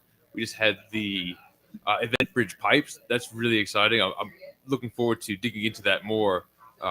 Seeing what event bridge pipes can do and enable more complex services to be built out without having to think about the nitty gritty of how it gets done. Talk to me about EventBridge Pipes, because I saw the release. I was actually part of the preview stuff when I was at AWS for EventBridge and working with my customers to get on. I actually had 2 customers, I think, use a part of the launch partners for EventBridge. Now, EventBridge Pipes, what is that about, and what are the capabilities that you're looking forward to? Well, I guess it's the analog of Unix pipes, but for cloud services. Now, that being said, I haven't had time to fully digest the release, but I had a meeting with some of my colleagues who were quite excited about it, and they were talking about all the different services within ESW where that will get very quickly utilized. Okay, now I want to spin over, because Cloud Fix and what you guys do in the capabilities, and we're always talking. And the latest thing that I want to say the latest in the last couple of months, cost has been a huge thing for everybody, right? Cost visibility, cost awareness, and being able to perform, and I can speak right now, actionable items rather than just visibility. Let's talk about ARIA Cloud Fix. Yeah. So we look at the low-hanging, really easy to find fixes, right? We're not going to say, oh yeah, if you re-architect into serverless, you'll save money. No, we'll say switch your instances from GPT-2 to GPT-3. And what I like to think about it is, well, almost like in the way a personal trainer would work, how it's always that reminder, always that, hey, here's a way you can tune things, here's a way you can do a bit better, here's a way you can tighten things up, right? Because the natural state, at least for me, would be to allow excesses to creep back in, excess spend, excess use bigger instances than you need to, that sort of thing. And so to always have this force that's keeping an eye on things and keeping an eye on where you can save in really easy ways, I think that's really powerful. I mean, just the other day I was looking at one of my old S3 buckets where I forgot to turn on intelligent tiering, and I thought, this is silly. I've been paying way too much for this. It's some old photo albums. I don't need millisecond access to this. I can wait a little bit, and I'm happy to save for that. But I'd forgotten, and at scale, that adds up. Do you like my shirt? Absolutely. Do you like this? The AWS Superfan? Yeah. That's fantastic. I saw so many people at the expo on it. Not to change the subject a little bit, but I wanted to pull this out because, we're all here at reInvent, and we are a super fan of AWS in one way or another. This is a sponsored shirt, right, by ARIA Cloud Fix. Don't forget. You know what? We look at Raul's bio. It's a self-described AWS super fan. I like that. The analogy you utilized, you're speaking my language about a fitness guy, right? And I would land. But no, you're right. When you speak somebody's language, right? You talk to somebody, and whether they're into fitness, right, and you have a personal trainer, and they understand that you're talking about fine tuning it. It's not a once and done thing. You just don't go and do it and say, all right, we're good. We don't need to ever do it. It's a continuous living thing you need to do. Well, just like you don't have, one awesome workout and say, okay, I'm done. I guess I'm fit now. If that was the case, I think so many people would be like, yeah, I'm good. I'm good for the next 6 months. I like that. You have a podcast, a talk, AWS Made Easy, that you guys are wanting to do, and you're doing an excellent job at that and being like the card talk of AWS. But being able to speak somebody's language is very key. And I don't know how, I work out, and I think you just like, all right, this is how I got to explain it to John. And you just resonated with me, is that I got to continuously improve and change what I'm doing in order to improve my environment, in order to do the best, not only physically, but cost savings wise. Well, we all need those external pressures in our lives to remind us, because fitness is, for most people, it's one of many goals, just like cost is one of many goals. But then other things take over from time to time. This is the weekend after Thanksgiving, right? So definitely. Run. I really need to. It's just the same thing. People can have cost in the back of their mind, but that's why you can. Well, in the case of having a trainer or a fitness accountability partner, you have someone who reminds you, hey, let's do that thing you talked about, that goal. Let's make it happen. And that's how we want to be with cost. Hey, let's make this happen. We're keeping an eye out for you, because we know it's not the only thing you have to worry about. We also don't want it to. We want to make sure that you can get those low-hanging fruit, get those easy wins.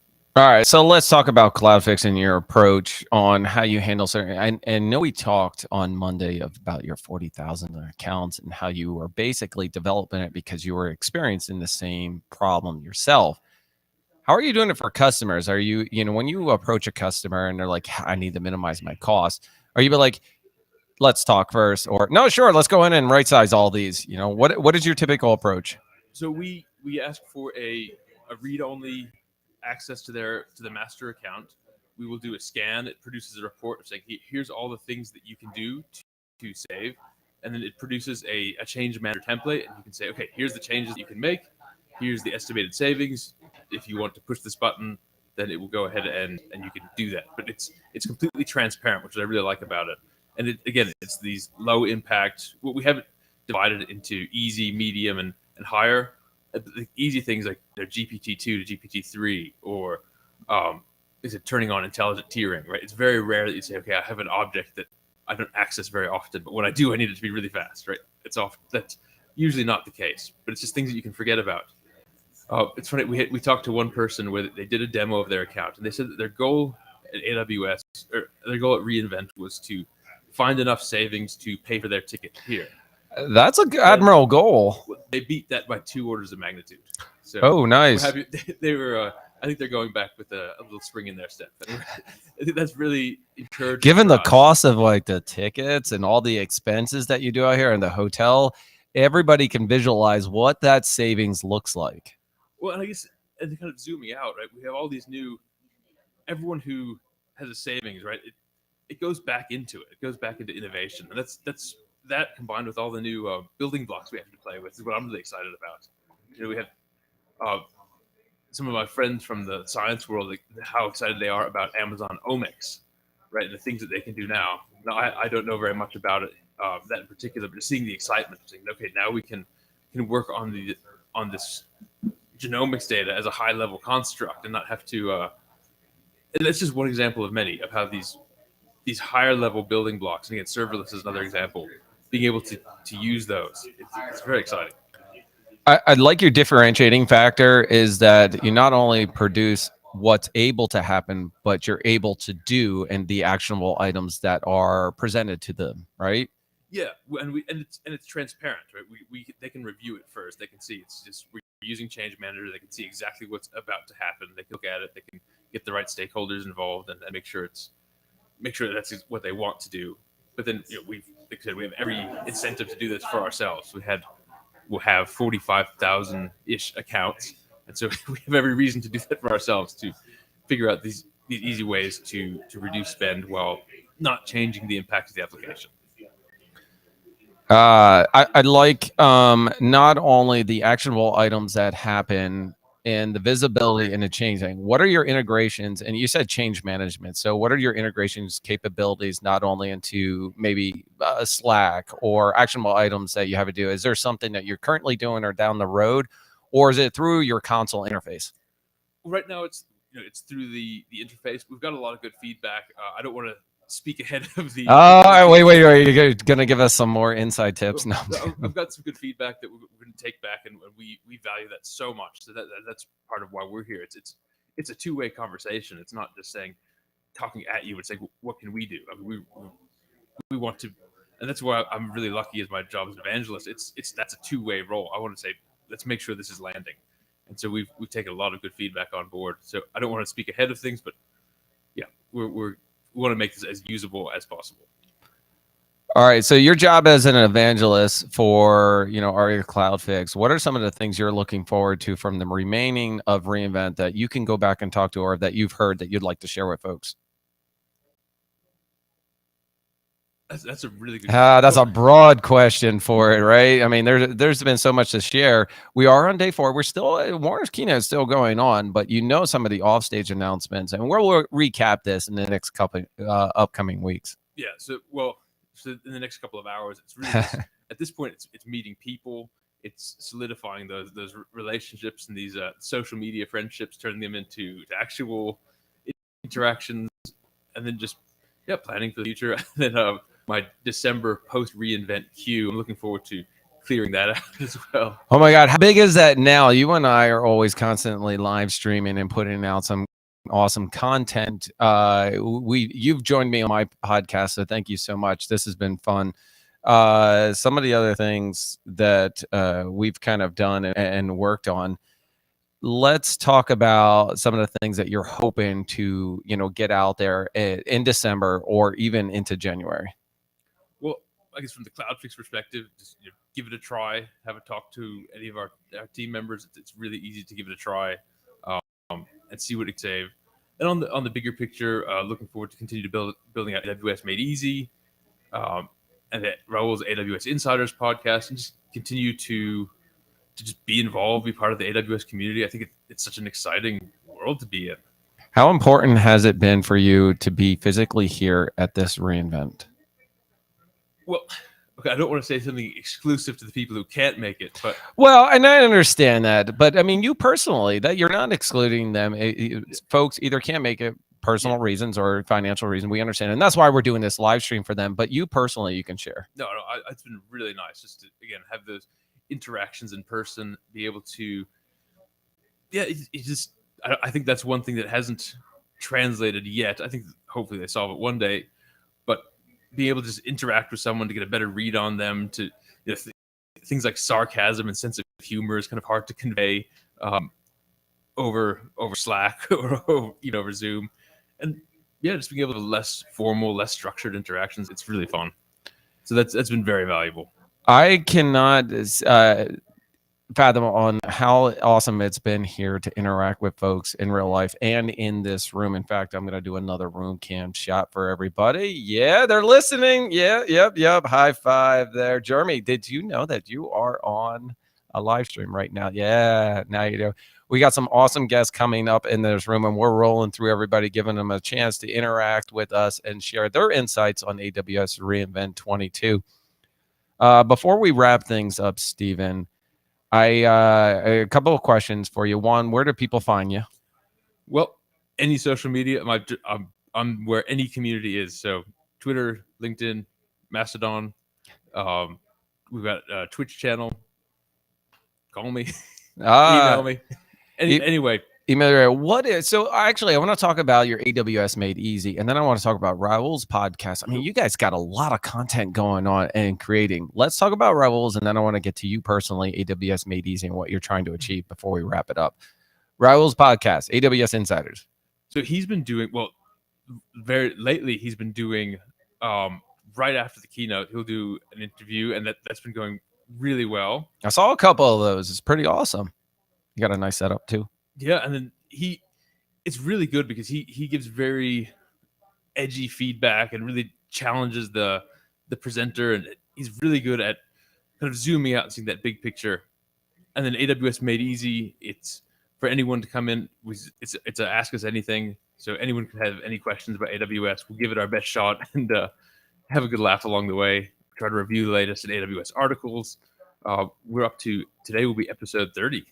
So, and thank you congratulations for the earlier on of saying, okay, we passed that critical threshold, I think, of 20 episodes. So that was it's exciting to now be on the other side of that. Anybody can get to 20 episodes. You just tap your latest network, right? And you say, hey, listen, I want to get you on it. Yeah. And you can get that. But actually continuing on is very difficult and wrapping those out. When do you release these episodes? Every Tuesday, 9 a.m. Pacific time. 9 a.m. Nice. And you want to be the talk of AWS and kind of go through it. I love the casualness, just like this podcast. You just get in there and you're just having a natural conversation on what AWS is releasing, some of the content and everything. How are you staying up to date on all this? That's a really good question. But we have this in Google Chat that's plugged into the AWS What's New RSS feed. And then part of the day is taking time to understand what's new and also using other people, right? So we have a very broad sense, and then reaching out to people saying, how does you and how does this affect your team? Like we have many colleagues who are very deeply invested in, for example, what we talked about earlier, the particularities of EventBridge, and to be able to reach out to them and say, how does this affect you? Let's bring you onto the show. Let's talk about it. How does this, because AWS is too big to know everything very well. We can have a generalist view of the landscape, and then being able to know who to reach out to get more details. But that being said, Raul has both the breadth and the depth. Using AWS terminology, and I like that. That's definitely being an AWS super fan. He is, and it's pretty incredible. Raul was here. He joined us on Monday, and it was great to have him here and his perspective. It was a very natural, casual conversation. There were no keynotes happening on, but everybody was either arriving or planning on arriving. We were talking about what's happening throughout the week. Now, you guys have actually been doing a podcast at 7:30 in the morning before the keynotes, correct? Yes, 7:30 a.m. How are you able to pull all this off and join mine and join keynotes and join the expo and sessions? Adrenaline, coffee. Lots and lots of coffee. I think Vegas has literally just filled up the Bellagio fountain full of coffee, and people are drinking straight from it. Well, it's been so much fun. I mean, the natural adrenaline rush. I'm sure next week will be a lot more relaxed. And also, we did a lot of put a bit of work into automating a lot of the little things in the podcast, like generating those transition slides. I just I fill out a little bit of a form and then I get it back. Nice. I like that. It's a lot of fun. We use recognition to chop it up into segments. We use this really neat API called ShotStack, which actually makes our transition videos. We're having them on next week. They are very representative of our mindset of stitch things together in order to build out higher level services. Use as much as you can to stitch all these lower level services together to build something unique and value adding. And so they're great representatives of that mindset. Steven, I'm so looking forward to actually watching that, because you and I talked on my podcast and some of the automation that you're doing for the transcripts and utilizing it and making it easier. We do a lot. Well, I do a lot of my own work in order to get these out individually. You have a nice team behind you, but you're also doing some of it, and you're setting up your studio at home. And I believe we're planning something cool next year. We maybe in person. Looking forward to that. Absolutely. No, I definitely could use your advice on just getting the ambiance right, getting the lighting. Oh my gosh, lighting is such a. I tried to film this video, and my wife and I, there's a shadow here. We're moving towels and lights and dimming and adjusting that and adjusting the white balance. That is so hard to get right. So the more advice we can get on that, the better. And it's a lot of admiration for it. It's really hard to make something look easy. You know what? We started out on Sunday doing this live stream, and one of the things that we kind of we're doing is that we had to shut all the curtains, and we brought in our own lighting, and we were playing around with it. We blacked out everything. We're like, oh my God, this is so difficult. So if you see the lighting in this room, we're living in a cave with everything. It is that unique with trying to get some of this lighting perfect. It is very difficult, but once you get it and you control your own light, it'll be awesome. Yeah. We've got some blackout curtains on the way. Yeah, exactly. So I'm looking forward to that. Also joining your podcast, Raul's invited me over to his podcast. We're going to have a great conversation and chat. Looking forward to it. All right, Steven, thank you so much for joining me. This has been fun. Thank you for having me on. Really, really appreciate it. Looking forward to some downtime and brainstorming on the setting and having a bit of time to digest all of these announcements and having some conversations about them as well. Yeah, definitely. Many more stuff on the way. All right, everybody, we're going to take a quick 5 minutes break as usual. Don't forget to follow me on hashtag LVReinvent22, gtmdelta.com/live. My name is John Myer. I'm solo hosting it today, but don't worry, we got a nice round of things going on. A huge shout out to Disco Posse Podcast. Mr. Eric Wright, he's doing awesome, while at least recovering a little bit. Also, a shout out to our sponsors for this event. Aria CloudFix is one of those, and it's nice to have Stephen Barr on the show.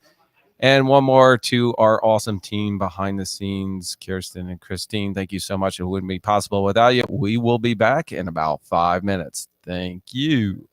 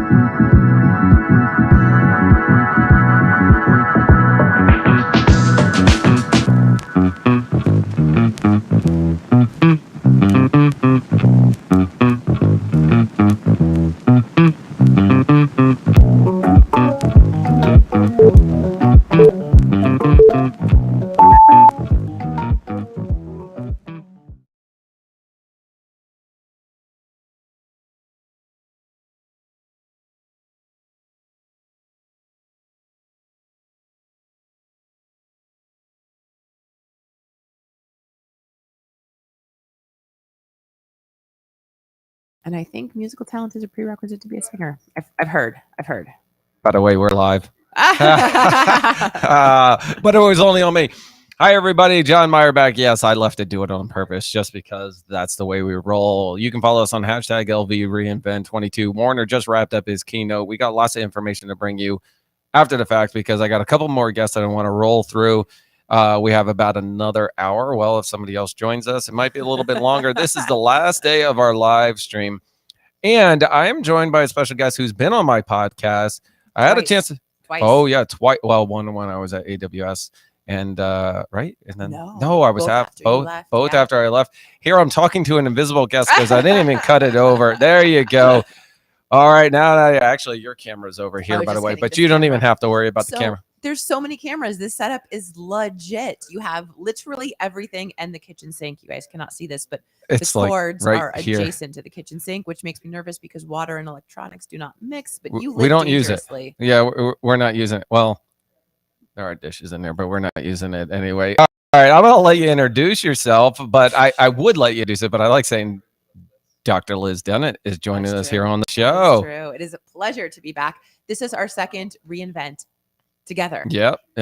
We did have it in 2021, and now for those of us who got it was a small reInvent 2021. But what are you feeling on this reInvent? This one has been crazy. The energy is exuberant. It's very fun. There's definitely still people being very cautious about cost. Definitely a lot of sessions focused on cost optimization, cloud FinOps, but the enthusiasm of being back in person is just unrelenting. I'm very excited for replay tonight. Very excited for the rest of the sessions today. I have a spoiler alert. I will not be at replay. Will you be at the certification party? No, I will not. I will. We have to rip down. We have to get all this stuff back to the thing. I have a lot of content going on, and then I'm going to have downtime with my family. My wife and daughter are here helping us out in this suite and getting this all set up. No offense, everybody. I probably won't want to do much talking. I'll be the quiet guy in the corner of doing it. But I mean, it's good to have downtime. Otherwise, you sound like this. I normally do not sound quite this froggy.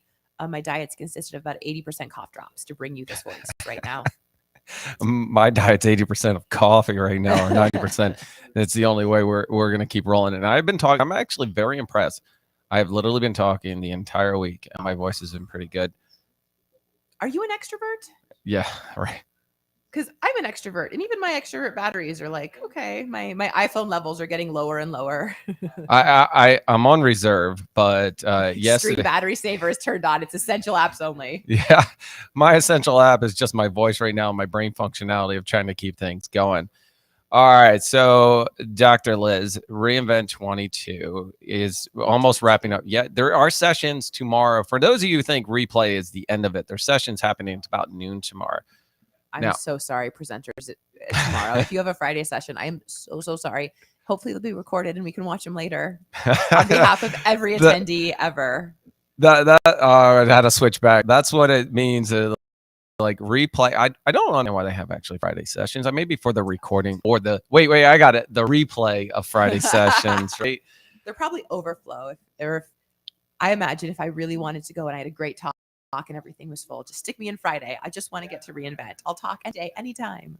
Yeah. So let's talk about reInvent 22. You talked about there are a number of cost optimization sessions happening. I think and we've talked, I swear every single session, this has been a hot topic where I've highlighted a lot of cost optimization sessions that have been available throughout the entire week. Now, when this was I'm going to go to 2019. I'll skip 2020 because anything you could, there was a reInvent all online. I presented twice at that reInvent all online. Biggest disappointment ever. I was like, I finally get to present at reInvent. And they did send me my hoodie though. So I got my swag hoodie. So I think I got one. So I think I was the only person that had an in-person reInvent in 2020. I actually flew out to Seattle and I did Deep Racer live stream every single day of the week in Oscar for reInvent. Wow. So we had 3 hours straight every single day for customers and partners. And we did the community racing. In fact, in a little bit, we're going to have a community racer here on the live stream who has won a lot of it. In fact, I gotta find out more about. I haven't even followed much of the championship. I've been down to the track, but anyway, I did have a physical one in 2020. So for those who didn't, and I did, I think I got a. Now I need to check to see if I got a hoodie from this. And if you did, you need to embroider it like in person, limited edition only. Make it a very elite one. Did you get the 10-year anniversary jacket last year? I got one. By the time I went through, they only had like 2XL and 3XL. So I gave one and gave it to my dad. So if you see a 70-year-old man walking around rural Alaska wearing a reInvent hoodie, he is my father. Oh yeah, speaking of that, we got to tell folks where you're from and like and how this story became about, and give a little bit of backstory on you. Someone from Alaska, and your transition all the way to a doctor is an amazing career and journey. It's been quite the journey. It's been a meandering journey. Oh, and these days, in case you've never met me, I have a day job. I actually do not just do podcasts all day, although that would be spectacular. I'm a VP. I do. I'm just kidding. No, you do the setup and the takedown and the logistics behind the scene. I just like being the on-air talent where I come for my podcast. I interview some people, I go away. The production team does all the heavy lifting, all the hard stuff. Oh, I can't wait till that's time. But anyway, back to you. Oh, day job. I'm a VP of data architecture and data engineering at Wood Mackenzie, which is a subsidiary of Verisk. Okay, so what does that title entail? It means a lot of sitting in meetings all day trying to convince people why the vision for what we're doing to slay data silos, to transform how we power the planet is really impactful. So sustainability? We actually launched a cloud sustainability community of practice. How long ago? Probably about a year ago. And we're looking at ways that we can optimize our AWS footprint and also our own footprint. So using things like the programming language Rust instead of Python, we've seen massive performance increases while also cost optimizing, which is a very hot topic these days, and lowering our CO2 emissions because it takes so much shorter to run versus something like Python, which is interpreted. Okay, talk to me more about Python versus Rust. I mean, I've coded in Python. I've never coded in Rust. So what are the benefits? This is actually one of those magical reinvent moments from nice pun. Last year. Reinvent moments. No, this is a moment from reinvent. Oh, okay. I was like, wait, you reinvented something? No, so I was at reinvent last year, and I was scrolling through the sessions, and there was one about the programming language Rust and environmental sustainability of it. And I couldn't make it. I was on a plane, so I went on LinkedIn. I slid into the DMs of Shane Miller, who was organizing the session. I was like, hey, my name's Liz. Do you have time to chat about this? I'll be at reInvent. And she's awesome. And was like, oh, of course. Yeah, let's meet tomorrow. So we met up. Our little 20-minute meeting ended up going for 2 hours, the way these things do, talking about just life and environmental sustainability and the energy industry. And from that, I was absolutely inspired. I went back to my team, really formed a collection of like-minded individuals to look at how we could look at our own cloud sustainability and using Rust, or at least looking at how we could critically adopt that as part of our technology landscape, something we embarked on. Okay, so that was pretty cool. First of all, AWS is like that. When I came in 2018, I was working with Landing Zone, and I was in the middle of a session, and somebody talked about other sessions that happened with Landing Zone. I'm like, wait, what? 2.0 was? And I started messaging everybody on the list I was presenting that they talked about. And they're like, yeah, come over here. Let's meet up. I got to think of the gentleman's name he's like, we talked for 2 hours, I swear, afterwards about Landing Zone and upgrading 2.0. I have a story to tell you about that, but this isn't about me. This is about you. Oh. This is about how I accidentally met Andy Jassy playing blackjack. I mean, I think that even if you don't tell the full story, that sentence right there is just spot on. I also love how this is one of the few conferences where having club stamps on your wrist and your hands is professional, because they're on the professional mixers and networking sessions yesterday. Oh, I was about to say, I thought you said you didn't attend any of those. No, it was a dinner. Where I got distracted by Andy Jess. Oh, magical reinvent moments. Yeah, today. So after this, I am working with some of the AWS team. We're going to record some content around some of the She Builds program we just launched. And then I'm going to go meet with the Geospatial SageMaker, the new integration that was just announced. I'm going to go meet with the team and see how we can maybe use it in our landscape. Let's talk about the She Builds a little bit. Yeah. Give us a little more information. You can't just talk about it and say, we're just building some content for it. AWS they have a She Builds video series, and they're launching one in North America. And the two SAs that have started it are Claire and Andrea. I worked with Andrea. This is my architecture videos together. So if you've listened If you've been at AWS, it's 6 degrees of Kevin Bacon. It's always like, oh, do you know this person? We did this CBC. We did this. So untying that Gordian knot. So they decided to launch a North American focused She-Builds program, looking at getting diverse talent into the pool, talking about ways you can onboard to the cloud. And me and one of my team members, Connor, were featured in their very first 2 videos talking about a satellite analytics project that we just brought to market.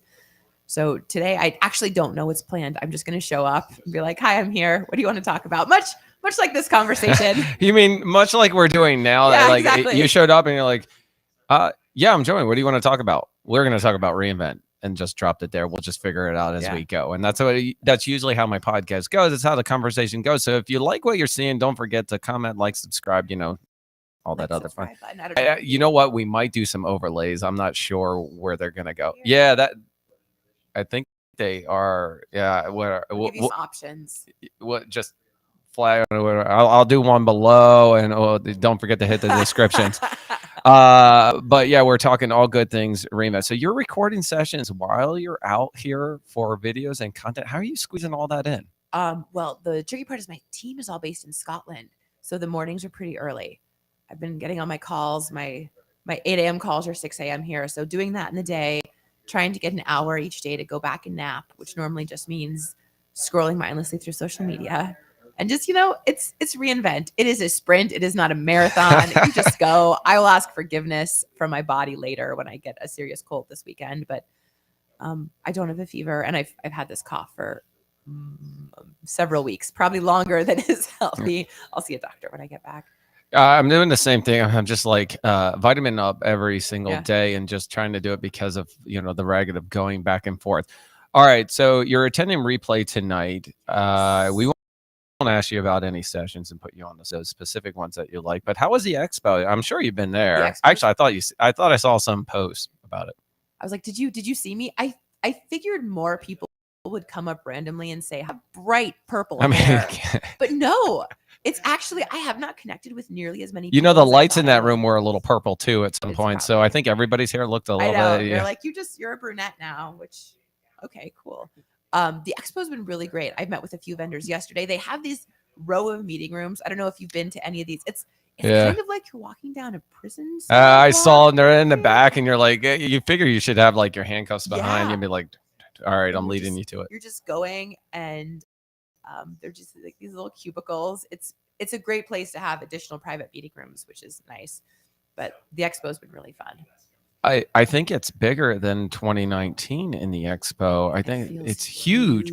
I went on Monday, the opening day, and I had about 2 hours. I made it down the hall to the right, back to the cube area, and that was it. I was 2 hours done already. Wow, it's massive, and there's so much swag. I don't know what your I have not grabbed. Are.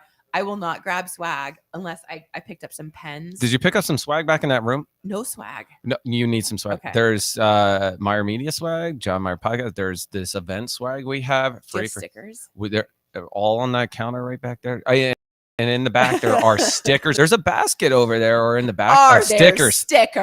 Are there stickers? Come on. I mean, seriously, like there's casino chips with all our sponsors. I mean, how many folks you got? So I've been very critical with my swag, which means any swag I take will make the very high bar. I like how you put it like it. All right. The stickers. I purposely pack really light. So I'm like, I can't take any. Just a carry on? Always just a carry on. Yeah. How many suitcases did you check for all of this equipment? All right. So Eric had our carry-ons had all our camera equipment. Yeah. That was our backpacks. Then our carry-on suitcases had it. My wife and daughter also had carry-ons, and anything else that was not critical, like clothes, went on underneath, because we're like, yeah, we can always buy that, but the camera stuff you can't afford to get some new ones. Did TSA stop you, or did you just go right through? You know what was it? Okay, so my camera bag that has 2 cameras, a ton of electronic equipment, and wires, and all this other stuff was not flagged. But because this looks a little suspicious. Yeah. Like if it was on an X-ray do you know what was flagged? The suitcase with my casino chips. Oh, that's so funny. That's so funny. Do you think they were worried about you bringing in casino chips, or maybe, you know what? I don't know. I shouldn't speculate. I am not in the TSA realm. So the lady who saw it, she goes, I can tell these casino chips, but I got to open it. Oh, Have at it and take a look at all of them. Carrying all them were 14 pounds. 14 pounds of casino chips. 14 pounds of casino chips. So everybody, like a brick of gold right there. Yes. You guys take the casino chips with you, so you have room in your suitcases. Well, the reason I took it on a carry-on is because they don't weigh that stuff. They haven't. So and Shh, don't tell the airlines. Well, normally what I do is I pack a carry-on for the week. I get away with a week. I will never check a bag unless there's really special circumstances. But I just spent 3 weeks in Edinburgh and London with just a little carry-on, and a little backpack, but no check bags. Wait, 3 weeks? And what? Yeah. Yeah, I'd be afraid you'll lose some stuff. Oh, I left some things in hotel rooms. I also was planning on doing laundry, which never happened. So it was just, there was a lot of sink laundry. Interesting. Yeah, sink laundry. Wait. Oh, I have not had a chance to do that in a while. But you were. I am not spending it was like 10 pounds to get a pair of pants laundered with the hotel laundry service. See, this is how you know I'm an Amazonian, because frugality. Frugality. I knew you were going there. I will never, even if I can expense it, I'm not gonna. That's just fundamentally wrong. 10 quid or 10 pounds to launder a pair of trousers. What? That is a very British sentence. To launder a pair of trousers. Let me say aluminium next. But you're from Alaska, so and I'm not sure how you get it. All right, so Dr. Liz, let's talk a little bit more about reInvent before we wrap it up, because I know you got some recording, some other stuff, and you squeeze in a couple of minutes for this event. So let's talk about reInvent in replay that's happening. What are you looking forward to from replay? Are you looking forward to the dodgeball? So my goal at replay, I love dancing and I love music. My goal is to get to the dance floor and to get to the front of the dance floor and stay there through the opening acts and the closing acts, and just to dance and just to soak up the ambiance, because the light shows and the spectacle is always spectacular. And I want to just soak it all up. I've never been to the front. I've been to the back of the thing, that always walking back. Oh, a reminder to everybody, do not eat before you go. I made a mistake once of eating before you go actually to replay, and the food there is phenomenal that they have going on.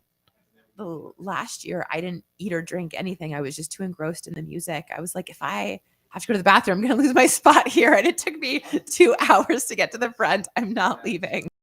I have never been in the front. I don't want to sound old, but it's too noisy. I've been over to like the little VIP session, been through some of it. So most of the time I leave actually on a Thursday night. I take the red eye home. You got like the rave music. You got it. Yeah. Well, we saw in 2019, they had the drone show outside. We walked outside. They had it over. Oh, that's cool. The That's Intel really one cool. that was going on. That was pretty cool. Happening. Do you know of anybody that's specifically playing tonight that was on the list? The headliner is Martin Garrix tonight. Gotcha. Isn't there in previous years, wasn't there a music festival that was right after replay? Some people used to stay around. I didn't see anything about that. Used to have like some headliners of other music festival that was happening back to back with it. I know last year they had it. I'm not sure they have it this year. Because last year Zed was the headliner, and it was an incredible session. Yeah, I think I showed up for a little bit of it, and then I came back and I had the 11 o'clock. Breaking my heart. Yeah. I was there from the beginning to the end. I've seen him perform a few times. It's always a very fun time. At that time after the event, I've already had enough talking and walking around that kind of draining a little bit. All right, so Dr. Liz, let's wrap things up. Rave pose. If anyone was wondering what I look like on a dance floor, it looks a lot like that. Yeah. It's a professional dance floor. I'm here to mingle. It is fun. It is fun. How do you even talk? You don't actually. That was an exaggeration. Yeah. There are breaks between sets.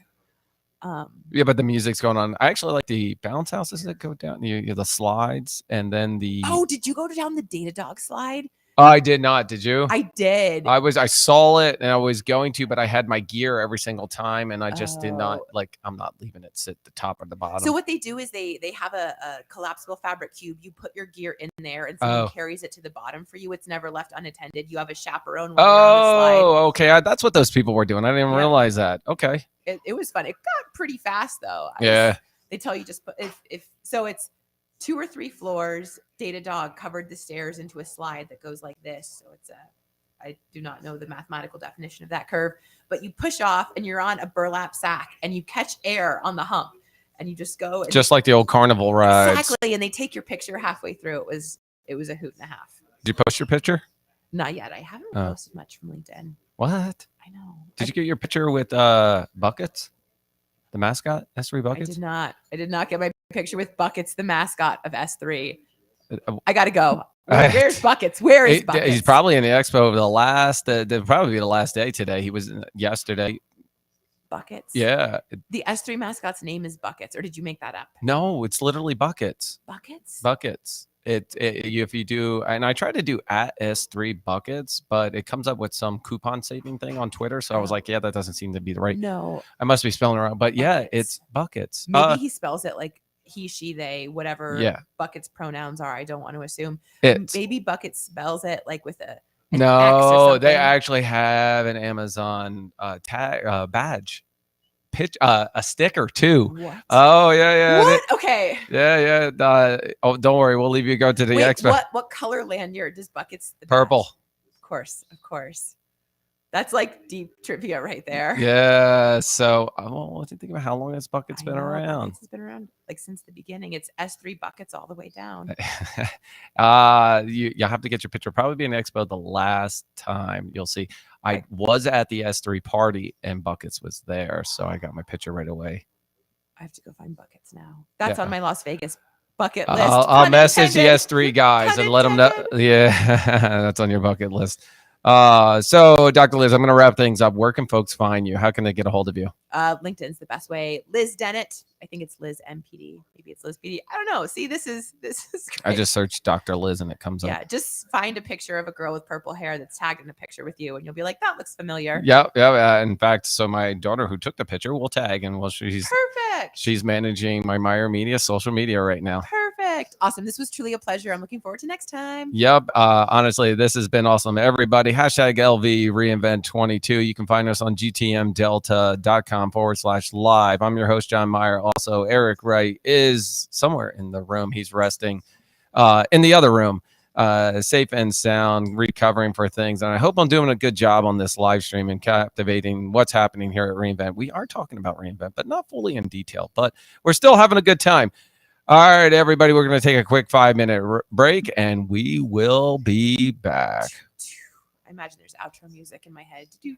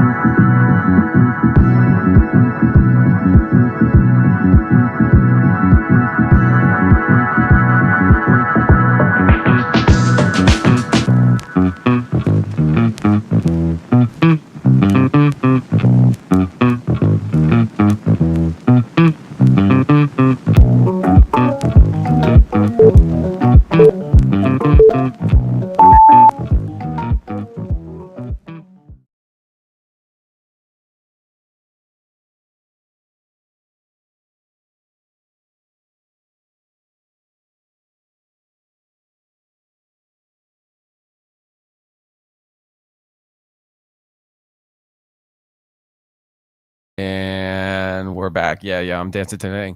Hi, everybody. My name's John Myer. I'm hosting you for this awesome AWS reInvent 2022 experience happening over at Vidara. We're going to be wrapping things up. We're in the home stretch, maybe the last half an hour, maybe the last hour. It depends on how things are going. We've been talking all things, not only getting the inside information here from the experts at AWS reInvent, but some of the people on the ground, what they're seeing, what they're experiencing. You can follow us on hashtag LV reInvent22 or go to gtmdelta.com/live. Check me out on my YouTube channel at John Myer.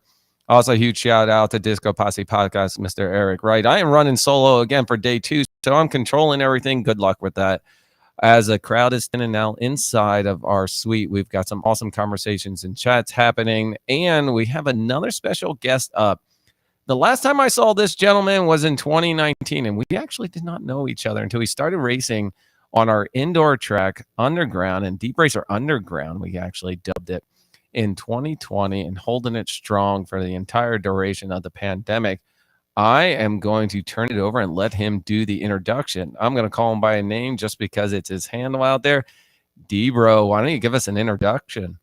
Hi, John. Thanks for having me. It's great to be here. But D-Bro is a perfectly good name for me. It's what my wife calls me as well. Wait, your wife calls you that too? Yeah. So full name, Darren Broderick.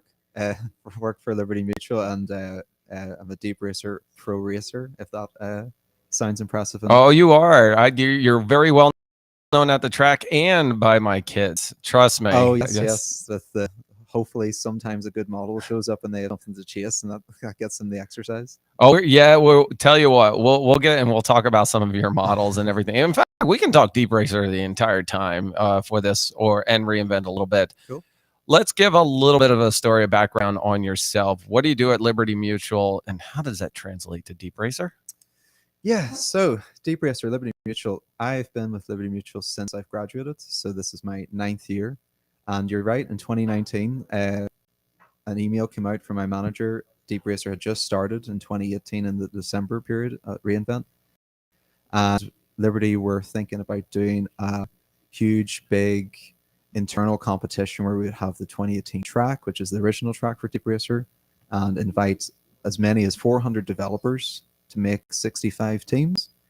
And that would be held in Boston weekly, monthly, dependent on availability. AWS were on the scene to support and run the track and set up the cars. And then they just got started into racing, so everybody was accessed on the Sandbox account. We all started making models, learning about what it meant. Deep Racer TV had just started. Amsterdam, a summit had happened, so we were playing on YouTube and finding out what reinforcement learning was all about, what machine learning really was. I hadn't worked in that space. I'm a senior software developer, but I mainly work with JavaScript, Kotlin, WebEnd, and DB. So that kind of space always interested me. But Deep Racer was a really, really good way to start looking at the beginnings of machine learning, and especially reinforcement learning, probably the easier of the 3 main types. Okay, let's talk about the reinforcement learning and Deep Racer. We can get into the weeds a little bit. Sure. So we're back here in reInvent 2022. You and I, we have a picture of this, by the way. Yes. You started racing on Deep Racer Underground in 2020. And we're like, hey, I was there. I was actually the timekeeper of most of the tracks for the racing in the championship. And we have a picture. You were there, and David was there. We were all like kind of managing. Him and I were like the tag team of during this. And we're like, yeah, we know each other. Well, coincidentally, you had a picture to prove it. Yeah. We've been waiting for this time to actually get back and get into person, be like, oh yeah, this is finally happening. Yeah. 2019 came and gone. It was an amazing competition, really, really quick. The 3 of us managed to set a world record for nearly 1 hour before Sola from DMP knocked us off the podium. But I remember when I started hearing your voice and seeing your face on Underground, I was like, that's the guy that did the stopwatch for me, because I remember it was 8.91 seconds. You were like, that lap's good. And then the horns went off, and Blaine came over, and Ryan came over, and David It was pit So boxing I was at the that guy time. for that thing with the horns, It and was all that's you, why John. you All remembered you. me. Okay, so we didn't know each other. There was no favoritism. I was the guy that was strictly on the time and hit it. They've improved the timing sessions over everything Yeah. and the automation behind it. But that's pretty cool. That was something that you owned it for an hour. You said, Yeah.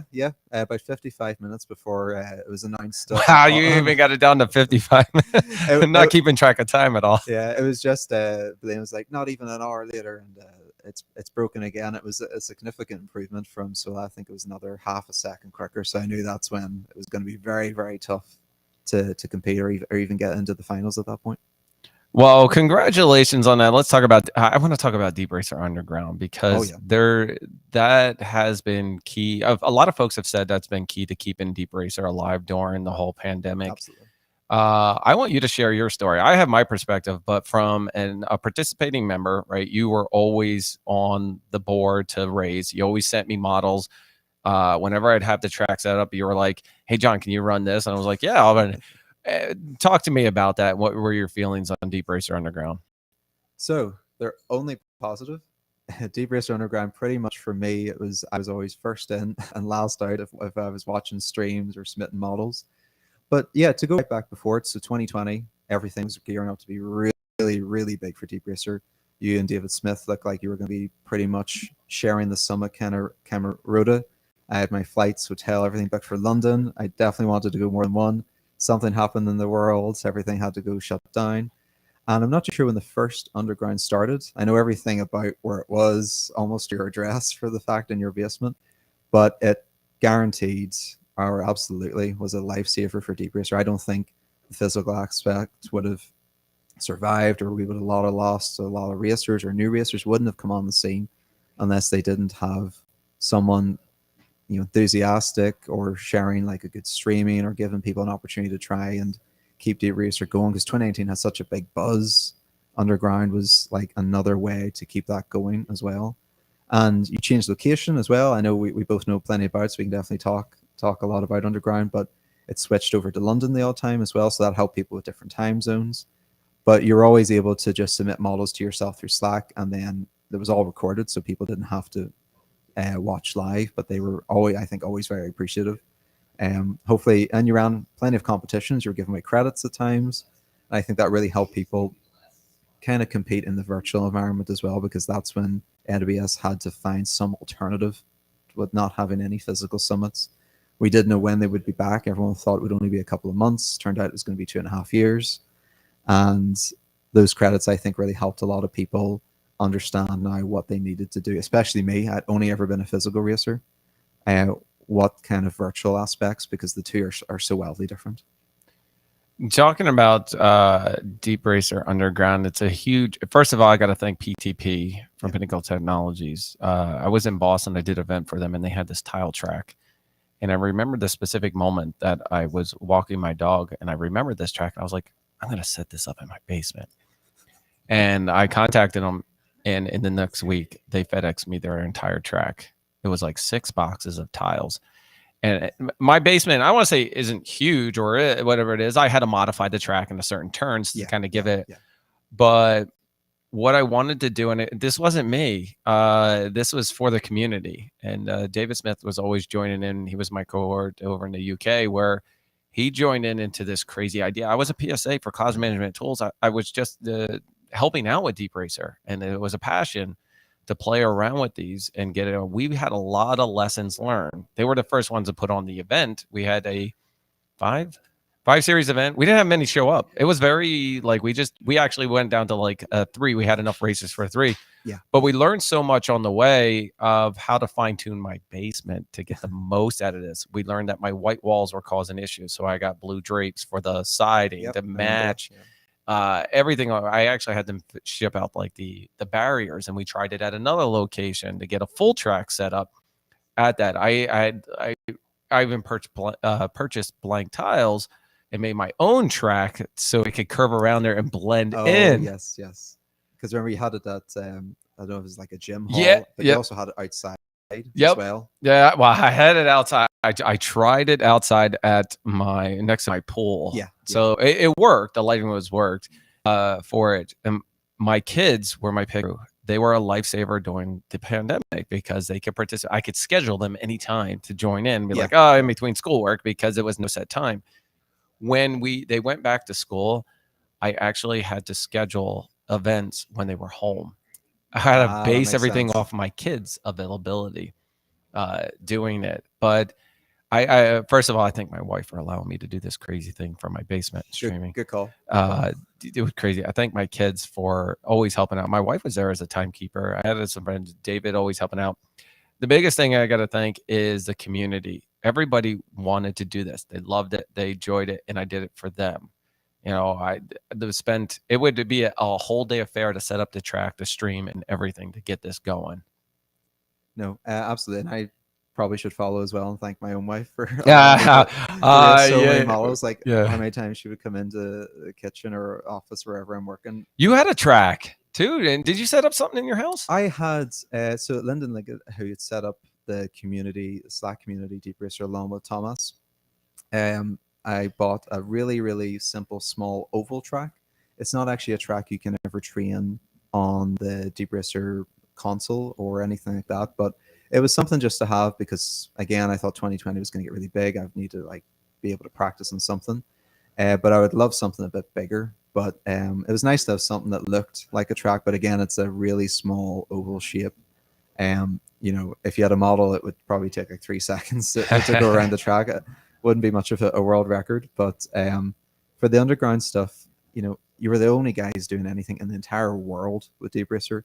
Amazon couldn't do a thing with the physical aspect, but they put a lot of work into trying to beef up the virtual and keep it really, really international. But as you say, you invited everybody in the community to come. A lot of people submitted models or requested tips or advice through that, and that was a really good way of reaching out to try and help improve things.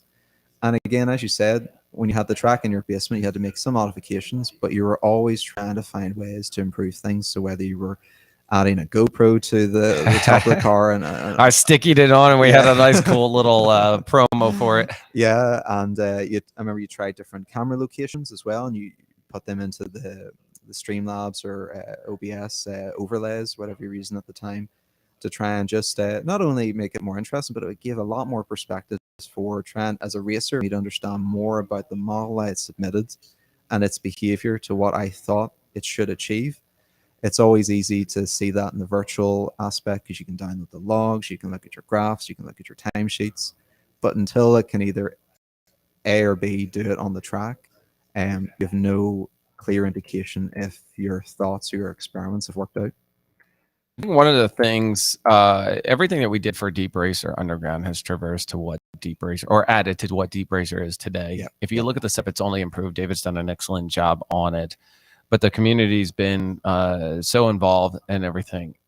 I was over at the track, and I heard they use one of your models as a, what is it, Deep Racer? What's the model that you submitted where it's like take it easy or something? It's so there's two great models that I think we both know well. The underground model that we really enjoyed together. We're not. Don't spell it yet. The version number. No. What's the? We'll come back to that. That's almost a spoiler alert. But the demo model is called a Debro Play It Safe. That's what it is. Play it safe. They use that to test to make sure that the cars are good, the track, and that it validates that everything's calibrated correctly. That it's fair to the next racer that this car should be able to just track given the calibration of the car and the lighting and the conditions there. How's it feel that they're using your model to calibrate and everything? I mean, you've come a long way from utilizing machine learning and testing things out and reinforcement and your improvements on your code, that now they're using this. AWS is using your model internally to validate things. Yeah, it's very appreciated. Like, a lot of people are just very thankful they have something that they can rely on. What's good about when you've trained a model in any fashion, when it can do its job, it should more or less continue doing its job. There might be a track that model can't really handle in the future. It's very dependent on what way it can process the cornering that I've trained it on. The model itself was only meant to be something for David Smith for a London Expo event he did. I said, would you like a model that will just stay on track? It'll do nothing fancy, but while you're talking to customers, you could just leave it going, and maybe that will attract a few more people. It turned out it was actually pretty good generally, and it was able to do very well on the 2018 track, which it was never trained for. I only trained it for the championship 2019 track. So it was a nice example to show that a model can be generalized in the real world and the virtual world. And from that, you can, as you say, calibrate the cars, test on a few different tracks. But I think it's made the staff lives a lot easier when they want to set cars up quickly and have something that they don't have to change. And it's got a wee bit famous across the world. There's a few people that know my name, and I've never met them before, only because I've slapped my name against it. So I try to get a patent, maybe get like 10 cents every time. Every time they use it. If it gets used, but apparently it doesn't work that way. Well, think about it. Every time it gets used. All right, now we're going to talk about Debro 6. Oh, yes. Debro 6, by the way, it's on this laptop. Is it? I carry it with me. No, I will not run it at any races. I was over at the track, and they're like, hey, where are you race your model? I was like, I got a Debro 6. How's that? And they're like, I was like, yeah, I can't use that. That wouldn't be fair to anybody. Debro 6 was my go-to model when we did Deep Racer Underground. My kids know your name, by the way, from everything that we've done Deep Racer Underground, but also when we would say we're running Debro's model, they would rest up because they knew they were going to go fast and chase this car. There weren't many off tracks. They were literally had to keep going around and get it as quick as possible. Yeah, there's plenty of videos and clips that you've shared or up on your YouTube or my YouTube. It's a source of pride for myself to know the Debro V6 was something that could run very well on your track, because lighting was always an issue in any aspect, and you did very well in your basement because you have a pillar as well that would, car didn't really seem to care. If you've looked only far enough ahead to see the next corner, that was never an issue, which was really, really nice. It was nicely positioned, or you nicely positioned the track around the pillar. Sometimes it's very hard to replicate it. I never was able to make another Debro V6. You've tried. We've had versions of Debro 6 this or that, or a dash Debro 6 old, whatever it is. Yes. They just didn't do Debro 6 justice. No, can't hold a candle to it. Unfortunately, some things are just locked as they are, and you can take the experience and the learnings from it, but it also shows the randomness that can come with machine learning as well, that you could run or train 10, 12, 30 models. One of them will be the best out of those, but maybe one of those 30 will always be the best if you trained another 30 or another 100. Again, it's just how entropy values and then the conversion of those work, that if you're sometimes, and it's Vegas, sometimes if you're lucky enough, you want to gamble on that? the action space is aligned to like really good timing for the car and the frame rates and things like that. There's a lot of aspects there we can get into if we need to, but sometimes fingers crossed is also a good racing strategy.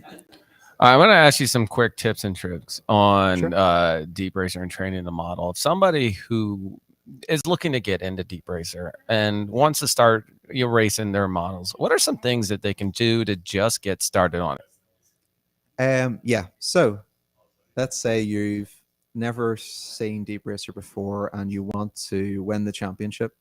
You have to beat some very, very fast racers, people far faster than me, unfortunately, at this point. But I would recommend that you check out the console workshop. And so step one, check out the console workshop. You get 10 hours free for a new account, and that's 10 hours of training. It's a one-time thing. If you're a student that reevaluates, or you get reimbursed every 10 hours every month or something along those lines. Step two, if it's not more important, step one is definitely join the Slack community. It's probably one of the best communities in the world for learning something new that everybody wants to win, but everybody wants to help each other do better. So someone sets a 15-second lap, that beats your 15.1 second. You're actually happy about that, even though you're disappointed for yourself. It's quite strange. There's prizes to be won, but people want to see their cars do well. So just Google Deep Racer Slack community. It's free to join. You'll be well welcomed. You can ask as many questions as you want there. But say you've already done those two things, what's the next step? So in the physical world, if that's what you're interested in, virtual is a wee bit different. We can definitely hop back to that if we need to. Unfortunately, you need a wee bit of experience. So if you can get to your nearest AWS summit, double check that they have a Deep Racer track. I know this year was pretty good for a lot of summits. They had at least one track, if not two. And it depends if you're East Coast or European. They might have more than one track as well. Make a model and bring it down. I would make a couple. You're likely to get round a couple of times around the track. You get 3 minutes. Best lap stays on the leaderboard. Record it as well. If it's not recorded or streamed, definitely record it on your phone or ask someone to record it for you. There's a lot to learn from watching your model, and it goes so quick you'll forget to do that. So grab as much evidence as you can of the performance. The models you bring a couple, and also while you're running, there's something you can do if you're not familiar with as well, and check with the pit crew that they can show you. You can change your model, and that means that you can switch to a different Deep Racer model and try that on the track as well. It takes about 15 to 20 seconds, but if you ask nice, they'll pause the time for you. Oh, a little insight for it. Not on a championship. Not a championship. Yeah. But for summits this time, I think that's more than fair for definitely a new Deep Racer. Hopefully pro level. That's customer obsession there to pause the time with all everybody else lined up, as long as they're entering like maybe one model for it. But that's nice. When we're pausing the time, we're really talking 15 seconds, but it's to give the pit boss time to reset the car, to give the racer the best chance to get the lap time they have. If you have a good lap time with your model, consider changing anyway, just to see if your other experiments have worked out. It's a really, really big trial and error process with reinforcement learning. You're trying to incentivize a car or an agent, as it's called, to get around a track as quickly as you can. Unfortunately, that car, that reward function, none of that really matters in terms of time on a lap unless you incentivize it to be so. So that's looking at your speed and your progress, looking at the track and cornering or center line. There's loads and loads of approaches. So try out a couple of different approaches, really, really different approaches for your models. Try different tracks as well. I don't know what step we're on. Let's say we're on step 4. Yeah, we'll just pick one. Step 4, train your model on different tracks. So that's using the track that you're going to expect for the summit to be used, but also a few other tracks that, especially that have been used physically, just to make sure your model hasn't been something called overfitted to the track, where it becomes very rigid to the virtual environment where it's been trained, and it can very easily fall prey to the barriers or the walls or people looking over it, or it loses focus on the track lines or sees too far ahead to another part of a track line. That was the challenge for this year's championship track, which we can talk on if need be. Step 6, I think I said step 5 already. If not, the next step would be, and coming to the end probably as well, is after you've tried those areas, make sure you record the lap times if they've got your video. Compare what the two models have done together, but ask questions as well. There's bound to be a few community experts there that are racing. They can give their thoughts or insights. A lot of them have a good eye for a model. They can guess maybe how you've trained it or what ways you can improve. And you might have time that day actually to go back into the console, clone or train a new model from something you've learned, and have a go again. Usually if the summit is 1 day long, that's 9 o'clock to 5 o'clock. If it's 2 days, you've got more than enough time to train another model and go back around. And you couldn't ask enough questions. There's a lot to learn. It should be fun to learn, and it should really help you if you're trying to get into the machine learning space, because it'll teach you a lot of new concepts, make things a lot straightforward if you've never heard of any of these terms before, like overfitting, convergence, inferring your model. And I think that all comes together to pretty much an obsession at this point, that if you want to race virtually or physically, you can do so in a fun way, but also in a way that you can meet a lot of new people as well. So a step, whatever the last step is, make sure you enjoy it as well.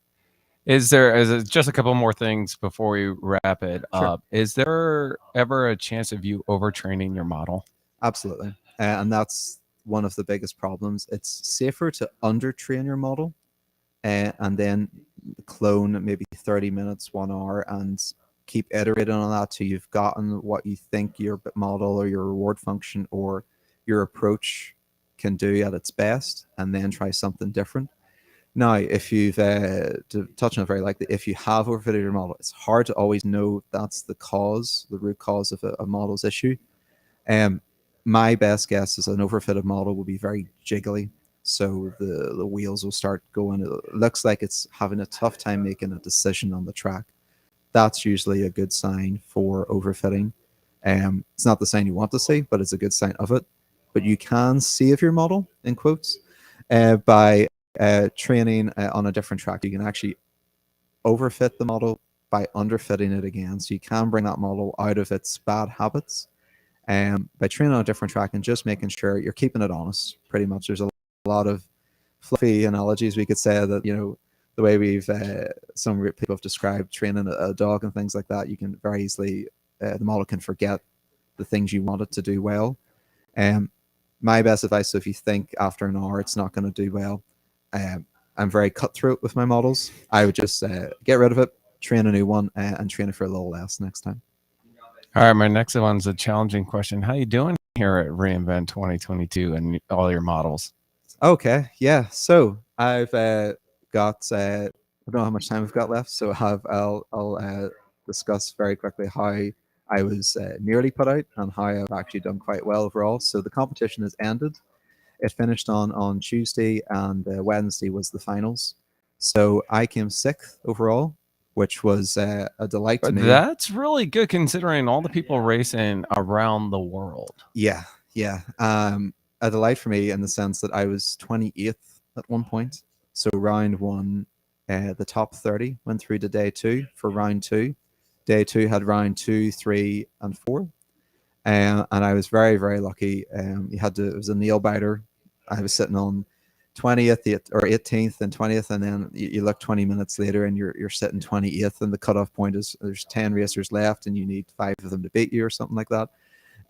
So yeah, I came 20th, and then I was lucky enough that the expo, because we did round 1 at the MGM, and actually if you're hanging about reInvent, you can go down and practice on those test tracks at the MGM arena. It's right next to the shuttles as well, and the registration decks where you would pick up your pass. So we went to the expo, and my model was doing far, far better. They used a different surface. So although I say go and test your models at the MGM if you want maybe a more championship experience, the expo in the Venetian, the Sands Expo, sort of in the back right area. That's where the track is. My model performed a lot better, and I redeemed myself as a pro racer that I thought I should be able to do a bit better.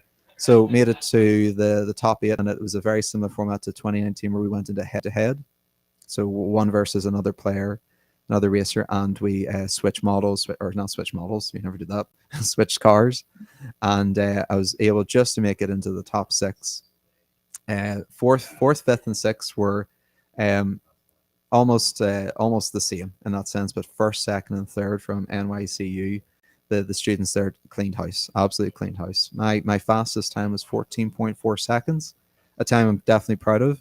The world record held by is 13.7 seconds.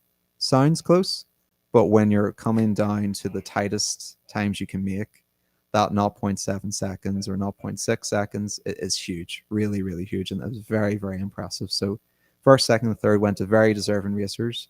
4th, 5th, and 6th was we were very pleased as well. We were hoping we could beat one of them because one of them had to go into the losers bracket, but no, they cleaned house, and we all 6 of us were able to go to the keynote on Wednesday morning, which was a nice treat as well, and a wee bit of prize money. Not as much as 1st place, unfortunately, but and 1st place will also get a free ticket for 2023.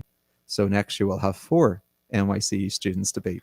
So the challenge there will be what we as a community can come together and try and see where we can be really competitive, because those guys are going to come back probably faster and stronger.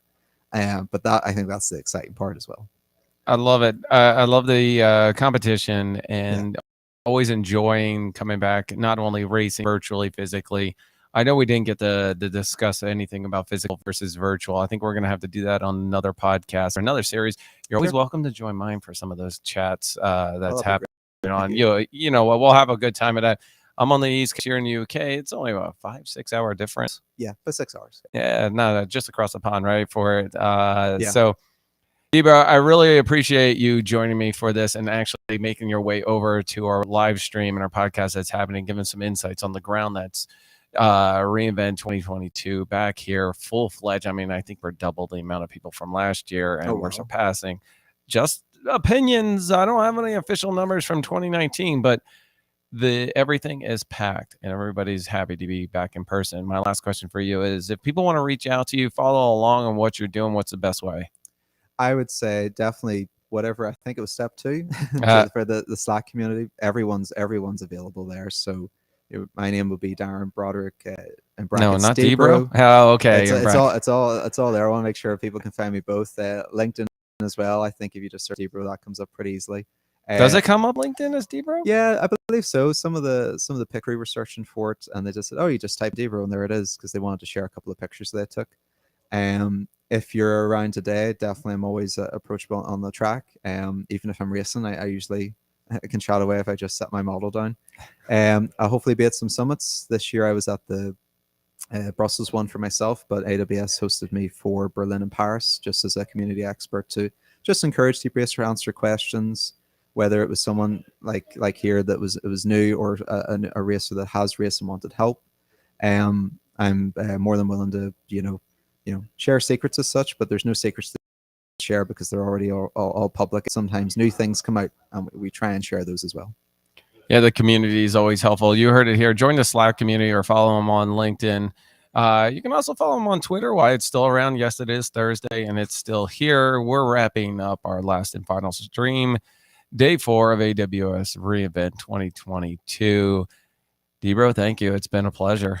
No, thank you, John. The pleasure's mine as well. It was great to meet you in person again for the officially, right? Yeah, right. The second time, but really actually know who each other is, right? I was we've talked loads, yes, over virtually, but yeah, no, this is a real treat. Thank you. Yeah, I couldn't agree more.